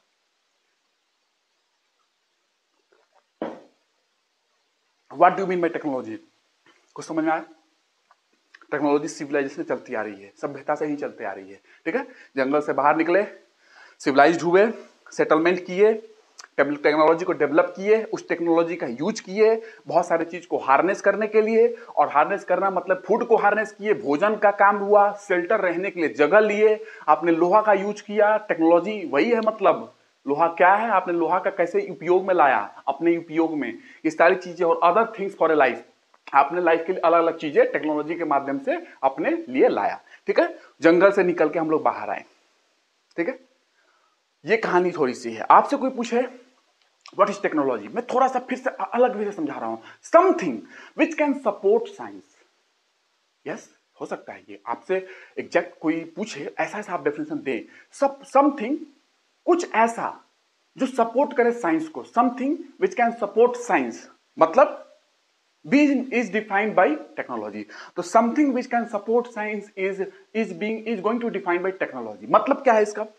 पैराबोलिक मिरर्स का नाम आपने सुना है? पैराबोलिक मिरर्स, पैराबोलिक मिरर की बात कर रहा हूं, ठीक है, पैराबोलिक मिरर, अरे आपने टाटा स्काई देखा ना, टाटा स्काई, पैराबोलिक मिरर, ठीक है, अब मैं इसको बना दिया, अब पैराबोलिक मिरर की बात, दर्पण की बात कर रहा हूं, पैराबोलिक कर्व वाली है, ठीक है, तो पैराबोलिक मिरर की बात करो, तो पैराबोलिक मिरर का यूज करते थे कैसे, मैंने बोला ना, something which can support science is being defined by technology, science को सपोर्ट करे, देखिए कैसे, पैराबोलिक मिरर से, पैराबोलिक मिरर, उस मिरर का हम लोग यूज कर रहे हैं टू लाइट अप, लाइट किसको लाइट करना है, ये मिरर है, लाइट आई, यहां से लाइट टकराई और वहां पे पत्ती मैंने रख दिया, लीफ है ना, सूखा हुआ, वो लाइट वहां कंसंट्रेट कर रहा हूं, और कंसंट्रेट कर करके इस पैराबोलिक मिरर से, और मैं उसको जला दिया, मैंने उसको बर्न कर दिया, this is technology, you can say in this way, to concentrate the solar light, this is सूर्य की प्रकाश आ रही है, ये मिरर लगा हुआ है दर्पण, और to concentrate the solar light on the leaf, leaf पे जा रही है, और वो लीफ बर्न हो गया, आपने देखा होगा, ऐसी बहुत सारी तकनीक लोगों ने किया है, you can ignite light the leaf by concentrating the solar energy falling on parabolic mirror, parabolic mirror से सीधा, और you can ignite the leaf, पत्ती को आप जला सकते हो, this is the way you can define technology. Another way of defining technology is the application of science. मैं इसको लास्ट में क्लियर करूंगा कि टोटल क्या बोल सकते हो, जैसे मैंने साइंस में दिखाया था, application of science by which you can develop a certain products and processes by which you can live a very good life. Is the application of science. Technology is the application of science, yes, application of science by which you can develop a product and processes by which you can live a very good life. आप ऐसे product and process बना सकते हो, ऐसे product and वैसे process, goods and processes, प्रक्रिया create कर सकते हो, जिसके द्वारा आप एक अच्छी जिंदगी बिता सकते हो, तो ये चीजें हैं application of science by which you can develop a certain product and processes by which you can live a very good life. आप कुछ प्रोडक्ट एंड प्रोसेस बनाइए साइंस का यूज करके, जिसके माध्यम से आप एक गुड अच्छा लाइफ जी सके, ठीक है, उस प्रोडक्ट और प्रोसेस को यूज करके, ठीक है, उस प्रोडक्ट और प्रोसेस को यूज करके, इस तरीके से भी आप डिफाइन कर सकते हो कि application of science by which you can develop a product and processes, जिसके माध्यम से आप एक अच्छी जिंदगी जी सकते हो उस प्रोडक्ट का यूज करके, उस प्रोसेस का यूज करके। ठीक है, प्रोसेस कुछ भी हो सकती है, आप समझ रहे हो, कुछ भी हो सकती है। जैसे डस्टर की मेकिंग प्रोसेस आपने बनाया, कितना आसान है, मुझे हाथ से नहीं करना है, ऐसे कितने मतलब करोड़ों प्रोसेस बताई जा सकती है, करोड़ों प्रोडक्ट्स बन रहे हैं, आप समझ सकते हो अपने लाइफ को इजी करने के लिए। ठीक है, बट मैंने ये नहीं बोला कि टेक्नोलॉजी सिर्फ यही होता है, मैंने कभी नहीं बोला, क्योंकि मैंने डिनाई किया है कि साइंस भी मानव वेलफेयर के लिए, टेक्नोलॉजी भी मानव वेलफेयर के लिए, एक इनफैक्ट इन्वायरमेंट की वेलफेयर के लिए। हम नहीं थे, प्रकृति में ऐसा नहीं था। मानव की सभ्यता चले जाओ, भारतीय सभ्यता में, कि हम प्रकृति के साथ रहना जानते थे, प्रकृति को स्पॉइल नहीं करते थे, हम प्रकृति को साथ लेके चलते थे, प्रकृति का केयर करते थे। प्रकृति का जब केयर करोगे, प्रकृति, मैं आपको आइंस्टीन की बात बताऊंगा और चाणक्य की बात बताऊंगा कि दोगे तो लोगे वही। ठीक है, चीजों को बताऊंगा आपको। तो स्पॉइल कर रहे हैं हम लोग प्रकृति को, तो इसको कैसे डिफाइन करें टेक्नोलॉजी को? तो टेक्नोलॉजी को मैं फिर से डिफाइन कर रहा हूं, जैसे मैंने साइंस को डिफाइन किया था। Technology is the practical application of science, ध्यान से सुनते जाए, to design process, to design products. Technology is the practical application of science to design products with the help of innovative tools, with the help of innovative tools and system and materials, with the help of innovative tools, with system and materials। इसके सहायता से आप एक product को design करो। क्यों design करोगे? That improve the quality of human life. वो प्रोडक्ट और प्रोसेस ह्यूमन लाइफ की क्वालिटी को इंप्रूव कर दे। इसलिए तो technology is the practical application of science to design products, to design what? Products with the help of, किसकी सहायता से प्रोडक्ट बना दो? With the help of innovative tools. Tools बनाइए, जैसे कि आपने लोहे का टूल बनाया, जंगल से निकल के आया, लोहा देखा, लोहा से खोज के, या लकड़ी को देखा, लकड़ी को देखा तो आपने कैसे किया कि आग जल सकती है, उस आग में जाना नहीं है, लकड़ी में फंसा कोई खाने वाला चीज ऐसे ऐसे पका लो, खा लो। टूल्स का यूज करना सीखा ना। चिंपांजी भी टूल का यूज करता है। दीमक होता है, दीमक टर्माइट्स, उसको अंदर से ऐसे डाल लेता है लकड़ी में, ऐसे चूस लेता है, टूल्स का यूज करता है। हम इतने आगे क्यों हैं? हम इतने, हमारे से मजबूत जानवर हैं, हाथी है, शेर है, लेकिन फिर भी हम उसको मार लेते हैं। हम राज कर रहे हैं इस पृथ्वी पे, है ना? एक लिविंग थिंग होते हुए हम राज कर रहे हैं because we are able to use the tools. हमें टूल का यूज करना आता है, क्योंकि जिस कुत्ते को पीछे हम भागते हैं मारने के लिए, अगर वही कुत्ता पीछे घूम के पत्थर उठा के हमें मार दे तो क्या होगा? क्या होगा? आपको टूल पता है, आपके पीछे अगर कुत्ता आ गया तो आप कोई भी पत्थर उठा के मार दोगे। टूल का यूज करना जान रहे हो कि मुझे कैसे मारना है। आप अगर कुत्ते के पीछे दौड़े और कुत्ता भी पीछे घूम के और पत्थर उठा के मारने लगे, अगर वो भी टूल का यूज करना सीख ले तो क्या होगा? आप जिस गोली से मारते हो हिरन को, और जिसको भी मार रहे हो, हाथी हो चाहे जो भी हो, शिकार कर रहे हो, अगर वो भी यूज करना स्टार्ट कर दे तो क्या होगा? आपका अस्तित्व खत्म हो जाएगा। दिस इज द रीजन कि ह्यूमन बीइंग इतना आगे क्यों आया, बिकॉज हम टूल का यूज करना जानते हैं। ठीक है, इसलिए हम इतने आगे हैं। हमसे मजबूत जानवर भी हमसे हार जाते हैं, हमसे स्ट्रॉन्ग जानवर भी हार जाते हैं, बिकॉज हम टूल का यूज करना जानते हैं। ठीक है ना? हम किसी भी चीज का, गोली, बंदूक, बारूद, यहां तक कि पत्थर, कुत्ते को देखो, कुत्ता पीछे आता है, पगला कुत्ता कोई होगा, पागल कुत्ता के पीछे आया तो क्या करोगे? सीधा पत्थर उठाओगे, मार दोगे। और वही अगर कुत्ते ने घूम के मारा तो पत्थर उठा के क्या होगा? उस दिन से बदल जाएगी दुनिया बदल जाएगी। ठीक है ना? आपकी सारी जो ऊपर पहुंचे हुए हो ना टूल का यूज करके, अगर किसी जानवर ने टूल यूज करना सीख लिया तो गए काम से, फिर वो हावी हो जाएगा। बट राइट नाउ अभी तक ऐसा नहीं हुआ है। इसका रीजन है कि हम टूल यूज करते हैं, इसलिए हम इतना आगे हैं।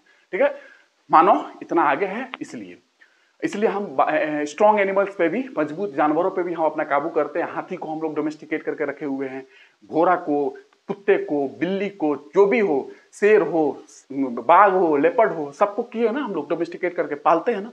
गाय को इतने, गाय इतनी मजबूत, क्या कहते हैं, कमजोर थोड़ी ना है, लेकिन क्या हम लोग टूल जानते हैं। कैसे टूल जानते हैं?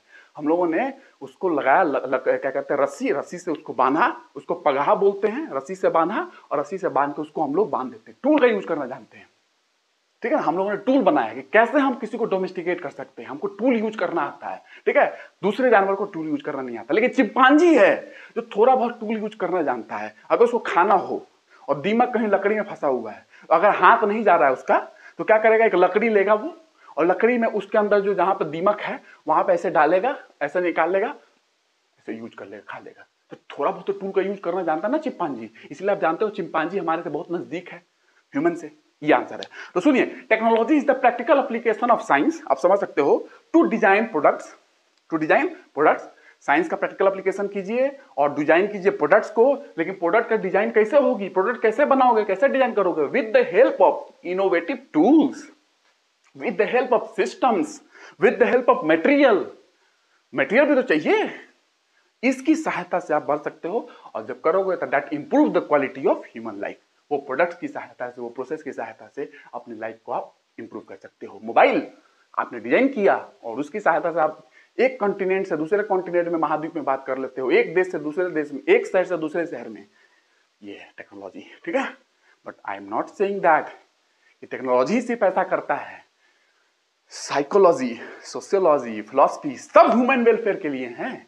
तो सिर्फ ऐसा बोलना कि टेक्नोलॉजी सिर्फ ऐसा होता है कि मानव कल्याण के लिए, नहीं, दिस इज नॉट राइट, है ना। क्या सही है टेक्नोलॉजी का डेफिनेशन, और अगर इस तरीके से बोलना है, आपको समझा रहा हूं मैं, ठीक है। तो ध्यान रखेंगे मैंने जो समझाया आपको। अब पूछता हूं, what is the difference between engineering and technology? What is the difference between engineering and technology? शायद मैं आज फिलोसफिकल व्यू आपको नहीं बता पाऊंगा, टाइम बहुत ज्यादा हो रहा है, मैं 1 घंटा ज्यादा नहीं बनाना चाहता हूं video. What is the difference, क्या है अंतर? हिंदी में कोई बहुत बड़ी चीज नहीं है, समझा रहा हूं वो बड़ी चीज है, हिंदी में लिखूं। व्हाट इज द डिफरेंस, मैं हिंदी में लिखने लगूंगा टाइम बर्बाद होगी, मैं समझा नहीं पाऊंगा। What is the difference between engineering and technology, ठीक है।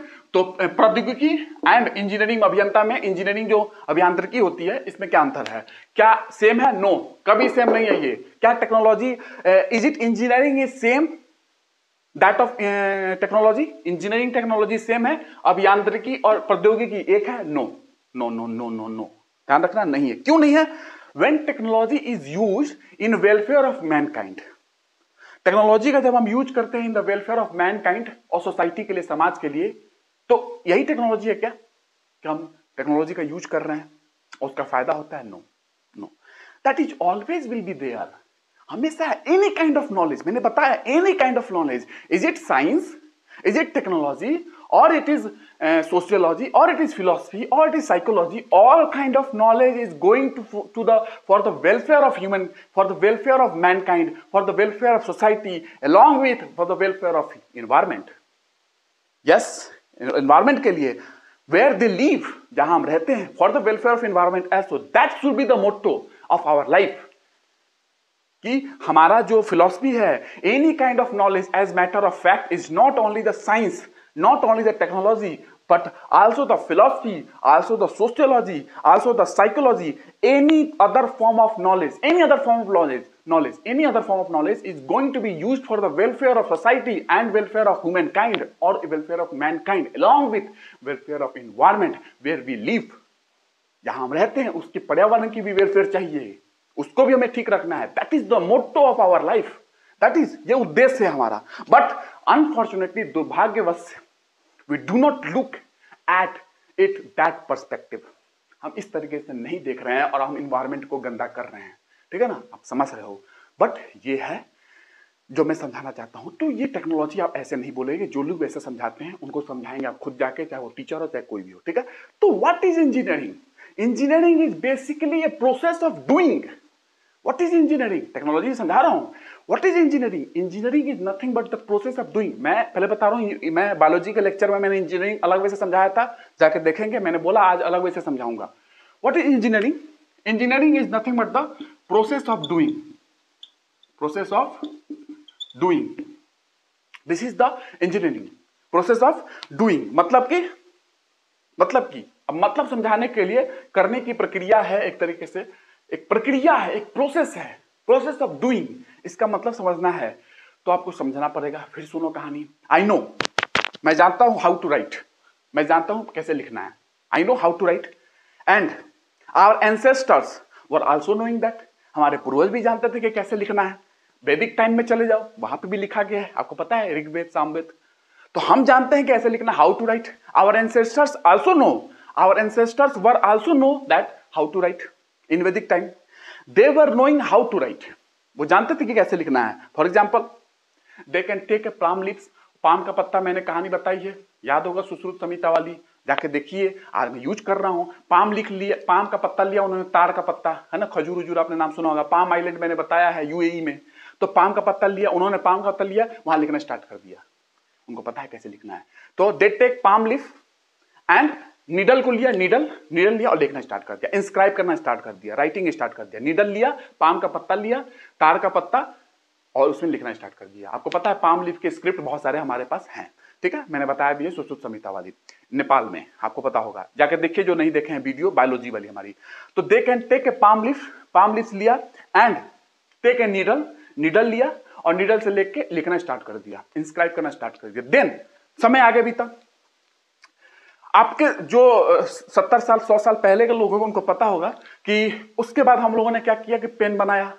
पेन बनाने के बाद हम लोगों ने इंक लिया और इंक में डिप किया पेन को, फिर लिखना स्टार्ट किया। सब बहुत लोगों ने लिखा भी होगा 10-15 साल पहले, आज भी चलती थी कुछ साल पहले। तो हम लोगों ने क्या किया, पेन आया, इसके बाद पेन आया, पहले तो हम लोगों ने पाम लीफ लिया और पाम लीफ लिख कर नीडल से लिखना स्टार्ट किया। प्रोसेस ऑफ राइटिंग यहां पता चलती जा रही है। फिर पाम लीफ और नीडल के बाद पेन आया, उस पेन को हम लोगों ने इंक में डिप किया और फिर लिखना स्टार्ट किया, डिप किया लिखना स्टार्ट किया, डिप किया लिखना स्टार्ट किया। ये हो गया। जब ये आया, पेन के बाद डिप करना स्टार्ट करना, डिप करना, उसके बाद फाउंटेन पेन आया, फाउंटेन पेन आया, उसके बाद बॉल पेन आया, बॉल पेन से लिखना स्टार्ट किया, बॉल पेन आया, उसके बाद जेल पेन आया, जेल पेन से लिखना स्टार्ट किया।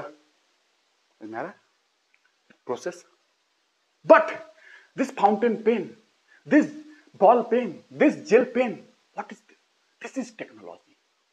This is technology. But the process of writing is engineering. Process of doing, जो राइट कर रहे हो, जो लिख रहे हो, this is engineering. What is, मतलब क्या समझ में आ रही है? आपने देखा कि ये जितनी चीजें पेन बनती गई, ये सारी टेक्नोलॉजी है।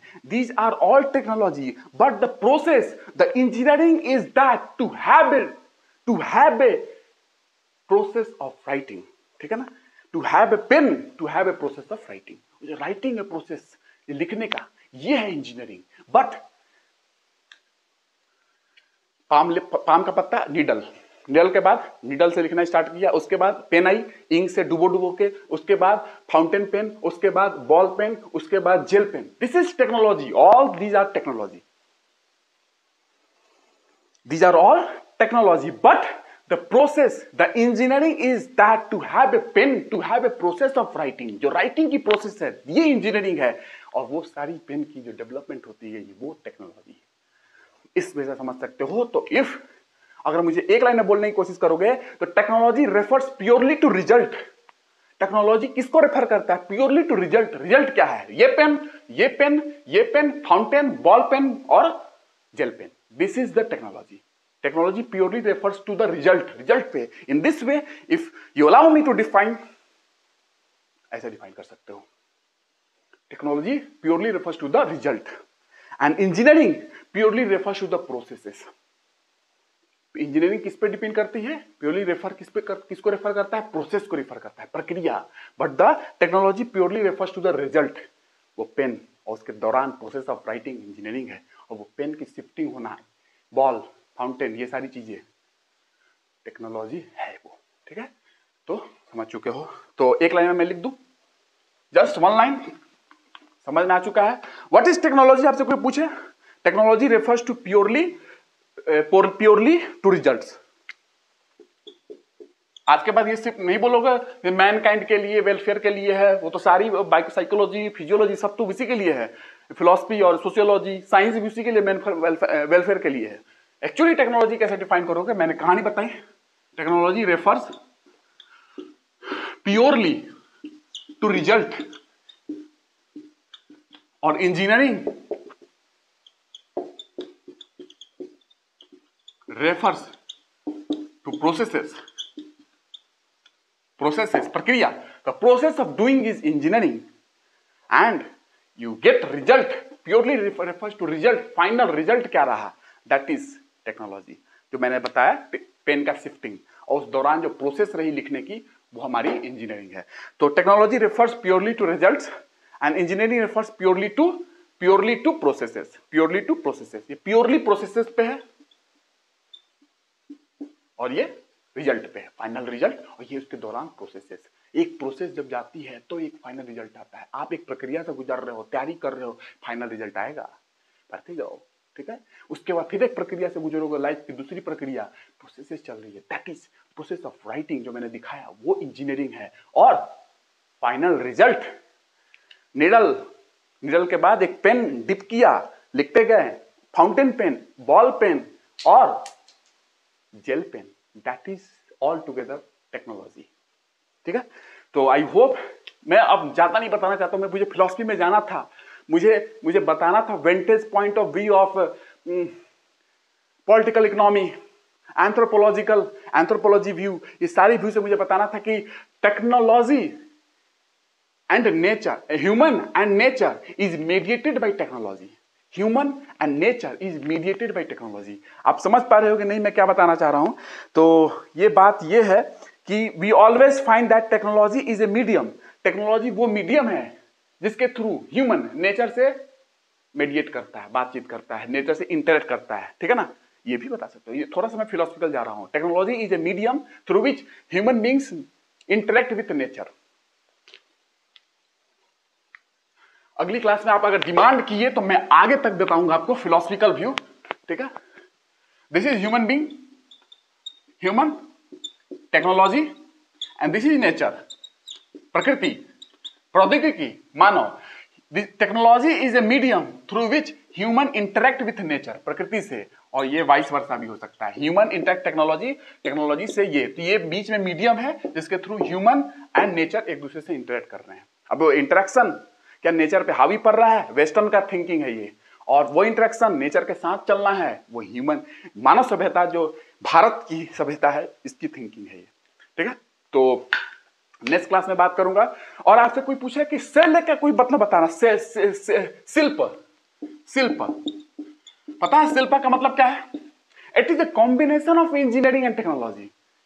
या शिल्पा, आपने सुना शिल्पा के बारे में? शिल्पा के बारे में सुना है कि नहीं बताइए? नाना विधान वास्तुना, आपने सुना है ये कहानी? वास्तुना का मतलब हो गया मटेरियल, नाना विधान various kinds of technique, material का यूज करना है। नाना विधान वास्तुना यंत्राना कल्प संपदाम, ठीक है। तो यंत्राना मतलब मशीन, ये आपने सुना होगा शिल्प संहिता, आपने सुना है? तो शिल्प क्या है? शिल्प इज एक्चुअली, मैं संस्कृत आपको नहीं ज्यादा बताऊंगा क्योंकि जन आपके काम का नहीं है, बट नाना विधान वस्तुना यंत्रान कल्प संपदाम धातुना साधनाचे वास्तुना शिल्प संगीतम, ठीक है। तो ये शिल्प जो है ना, ये क्या है इसका मतलब? इसका मतलब ये है कि शिल्प जो है ये वेरियस काइंड्स ऑफ टेक्निक, बहुत प्रकार की टेक्निक है, उसका मतलब निकल के आ रहा है various kind of technique, machines, वो टेक्निक, वो मशीन्स एंड ऑब्जेक्ट, ऑब्जेक्ट में प्रोडक्ट भी हो सकता है, प्रोसेस भी हो सकते हैं। तो various kinds of techniques, machines and object means product and processes used for, किस लिए यूज कर रहे हो? फॉर द एक्सट्रैक्शन, माइनिंग करना है, एक्सट्रैक्शन के लिए खनन करना है, ट्रांसपोर्टेशन, चीजों को यहां से वहां ले जाना है, या मशीन होती है, मशीन में भी जो एलिमेंट मूव करते हैं ना, कोई मशीन में चीजें मूव करती है ना, उसके लिए भी यूज कर सकते हो ट्रांसपोर्टेशन। तो किस लिए? Use for the extraction, transportation and habitats, जहां पर रहते हो वहां के लिए भी यूज करना है। क्या यूज करना है? मशीन्स को, टेक्निक को, ऑब्जेक्ट्स को, वो product and processes which is used for the extraction, transportation and habitats, habitat मतलब प्रवास, आवास, जहां रहते हो, हैबिटेट्स आर कॉल्ड शिल्प, इसको शिल्प बोलते हैं, जो मैंने बताया आपको। That is the meaning of engineering and technology. शिल्प is a combination of engineering and technology, दोनों का कॉम्बिनेशन है शिल्प। शिल्प संहिता का नाम आपने सुना होगा, शिल्प संहिता वही है। नाना विधान वस्तुना यांत्रण कल्प संपदाम धातुना, धातु देख रहे हो ना, मेटल यूज आ रही है, धातुना साधनाचन ट्रांसपोर्टेशन, साधनाचन वास्तुना शिल्प संगीतम, ट्रांसपोर्टेशन की बात आ रही है इसके अंदर, मटेरियल की बात आ रही है, प्रोडक्ट प्रोसेसेस की बात आ रही है, वही जो मैंने बताया आपको। तो this is the combination of engineering and technology, शिल्प। It is a combination of engineering, अभियांत्रिकी एंड टेक्नोलॉजी, प्रौद्योगिकी। बेस्ट एग्जाम्पल, ठीक है। आज मुझे इतना ही रहने दीजिए, अदरवाइज मुझे अभी बहुत बताना है आपको, वो फिलोसफिकल व्यू बतानी है कि आप चीजों जाओ, जैसे मैंने घोस्ट वाली कहानी बताई थी आपको, objective of science and objective of religion. Objective of religion means objective of non science. Both का, दोनों का ऑब्जेक्टिव क्या है? ट्रुथ के पास पहुंचना, सच्चाई के पास पहुंचना, बट मेथड दोनों का अलग है। मेथड दोनों का अलग है उस सच्चाई के पास पहुंचने का। ठीक है, मैं बताऊंगा आपको, अगर डिमांड आई नेक्स्ट क्लास में बता दूंगा, नहीं तो नेक्स्ट क्लास में एनर्जी को मैं आपको तैयार करूंगा, स्टार्ट करूंगा, और जरूर बताऊंगा आपको ये चीजें आगे चल के, बट कोशिश रहेगी बता दूं तो अच्छी है। ठीक है, नेक्स्ट क्लास में बात करता हूं। आई होप बहुत जान लगाया हूं, अगर मजा आया है तो दुनिया में फैलाओ वीडियो को, चाहे टीचर हो चाहे कोई हो, सबको बताओ, और सबको ज्ञान होना चाहिए देश में। हमारी सभ्यता के बारे में पता चलना चाहिए, वो भारत के बारे में पता चलना चाहिए, भारत क्या था, हमारी प्राचीन सभ्यता क्या थी, हमारी एंशिएंट इंडियन टेक्नोलॉजी क्या थी, हमारे भारत के पूर्वजों ने कितनी साइंस को डेवलप की है, हमारी wider legacy of scientific heritage रही है, हम उसको भूल चुके हैं, हम अपने स्कूल्स में नहीं पढ़ा रहे हैं उन चीज़ों को, हम उसको लेके आना पड़ेगा। अगर आप चाहते हो कि फिर से हमारी प्रकृति वैसी हो जाए, जो ग्लोबल वार्मिंग, पॉल्यूशन से रिलेटेड चीज़ें हो रही हैं, उसको अगर ठीक करना चाहते हो, सॉइल डेजर्टिफिकेशन, सॉइल इरोजन, और ये सॉइल की जो प्रॉब्लम ही है जिसके कारण आप जानते हो कि शॉर्टेज ऑफ फूड होने वाली है और फैमिन आने वाली है, जो बोली गई है, अकाल आने वाला है। अगर आपने सॉइल को फर्टाइल नहीं किया तो वो दिन आएगा कि आपके धरती पे उगाने वाली खेत कम पड़ जाएगी, खाना कम पड़ जाएगा। ऐसी बात कही जा रही है, अफ्रीका में ये देखा गया है और देखा जा रहा है। ठीक है, तो वो टेक्नोलॉजी भारत की बहुत ही कारगर है। जिस टेक्नोलॉजी, जैसे ऑर्गेनिक फार्मिंग, वो भारत की प्राचीन टेक्नोलॉजी है। खाद का कैसे यूज करना है, ऑर्गेनिक खाद का कैसे यूज करना है, मैन्योर का कैसे यूज करना है, गोबर का कैसे यूज करना है, बजाय कि आप खाद को डालें और खाद वो ही सॉइल कॉन्टेमिनेशन करे, वाटर कॉन्टेमिनेशन करे, है ना। मिथेमोग्लोबिनेमिया, आर्सेनिक की पॉइजनिंग ऑफ आर्सेनिक, आपको पता है ये सारी चीजें हो रही है। मैं धीरे धीरे आपको सब बताते जाऊंगा। एनवायरमेंट इकोलॉजी में भी पॉल्यूशन वगैरह है, वहीं पे तो मेन पढ़ना है पॉल्यूशन। बट एनर्जी में स्टार्ट करूंगा नेक्स्ट क्लास से। What is renewable energy, what is non renewable energy, what is energy, what is energy. Energy is not the capacity of to do work, energy is not the capacity to do work. Work, कार्य करने की क्षमता को energy कहते हैं? No, I prove it, I prove it, no. Yes, lower level तक सही है, यस, कुछ ना बता रहे हो उसके बजाय ये बता दिए तो सही है, लेकिन एनर्जी ये नहीं है। एनर्जी को डिफाइन करना मुमकिन नहीं है, बहुत मुश्किल है एनर्जी को डिफाइन करना। आप एनर्जी के रूप को डिफाइन करते हो, रूप को, electrical energy, mechanical energy, kinetic energy, potential energy, electrostatic energy, gravitational energy. आप इलेक्ट्रिक के एनर्जी के हीट एनर्जी, वर्क एक फॉर्म ऑफ एनर्जी, आप एनर्जी के रूप को बता रहे हो, फॉर्म्स ऑफ एनर्जी बता रहे हो। नहीं, एनर्जी को नहीं बता रहे हो, आप फॉर्म बता रहे हो, किसी का रूप बता रहे हो। एनर्जी क्या है वो नहीं बता रहे। वर्क खुद एक एनर्जी का फॉर्म है, हीट खुद एक एनर्जी का फॉर्म है। ठीक है, तो नेक्स्ट क्लास में बताऊंगा, इंतजार करो, मजा ही मजा मिल जाएगा एग्जामिनेशन हॉल में भी और इंटरव्यू में भी और उसके बाद में भी लाइफ में। ठीक है, नेक्स्ट क्लास में मिलता हूं। आई होप सब कुछ समझ में आया होगा। Thank you. वीडियो फैलाओ, वीडियो फैलाओ, लोगों को दो, कमेंट करो, क्वेश्चन मैंने पूछा है कमेंट करो, ये भी दबाओ, ये भी एक होता है बटन कहीं कोने में रहता है, ये भी दबाओ। ठीक है, तो मिलता हूं नेक्स्ट क्लास में। Thank you, bye bye.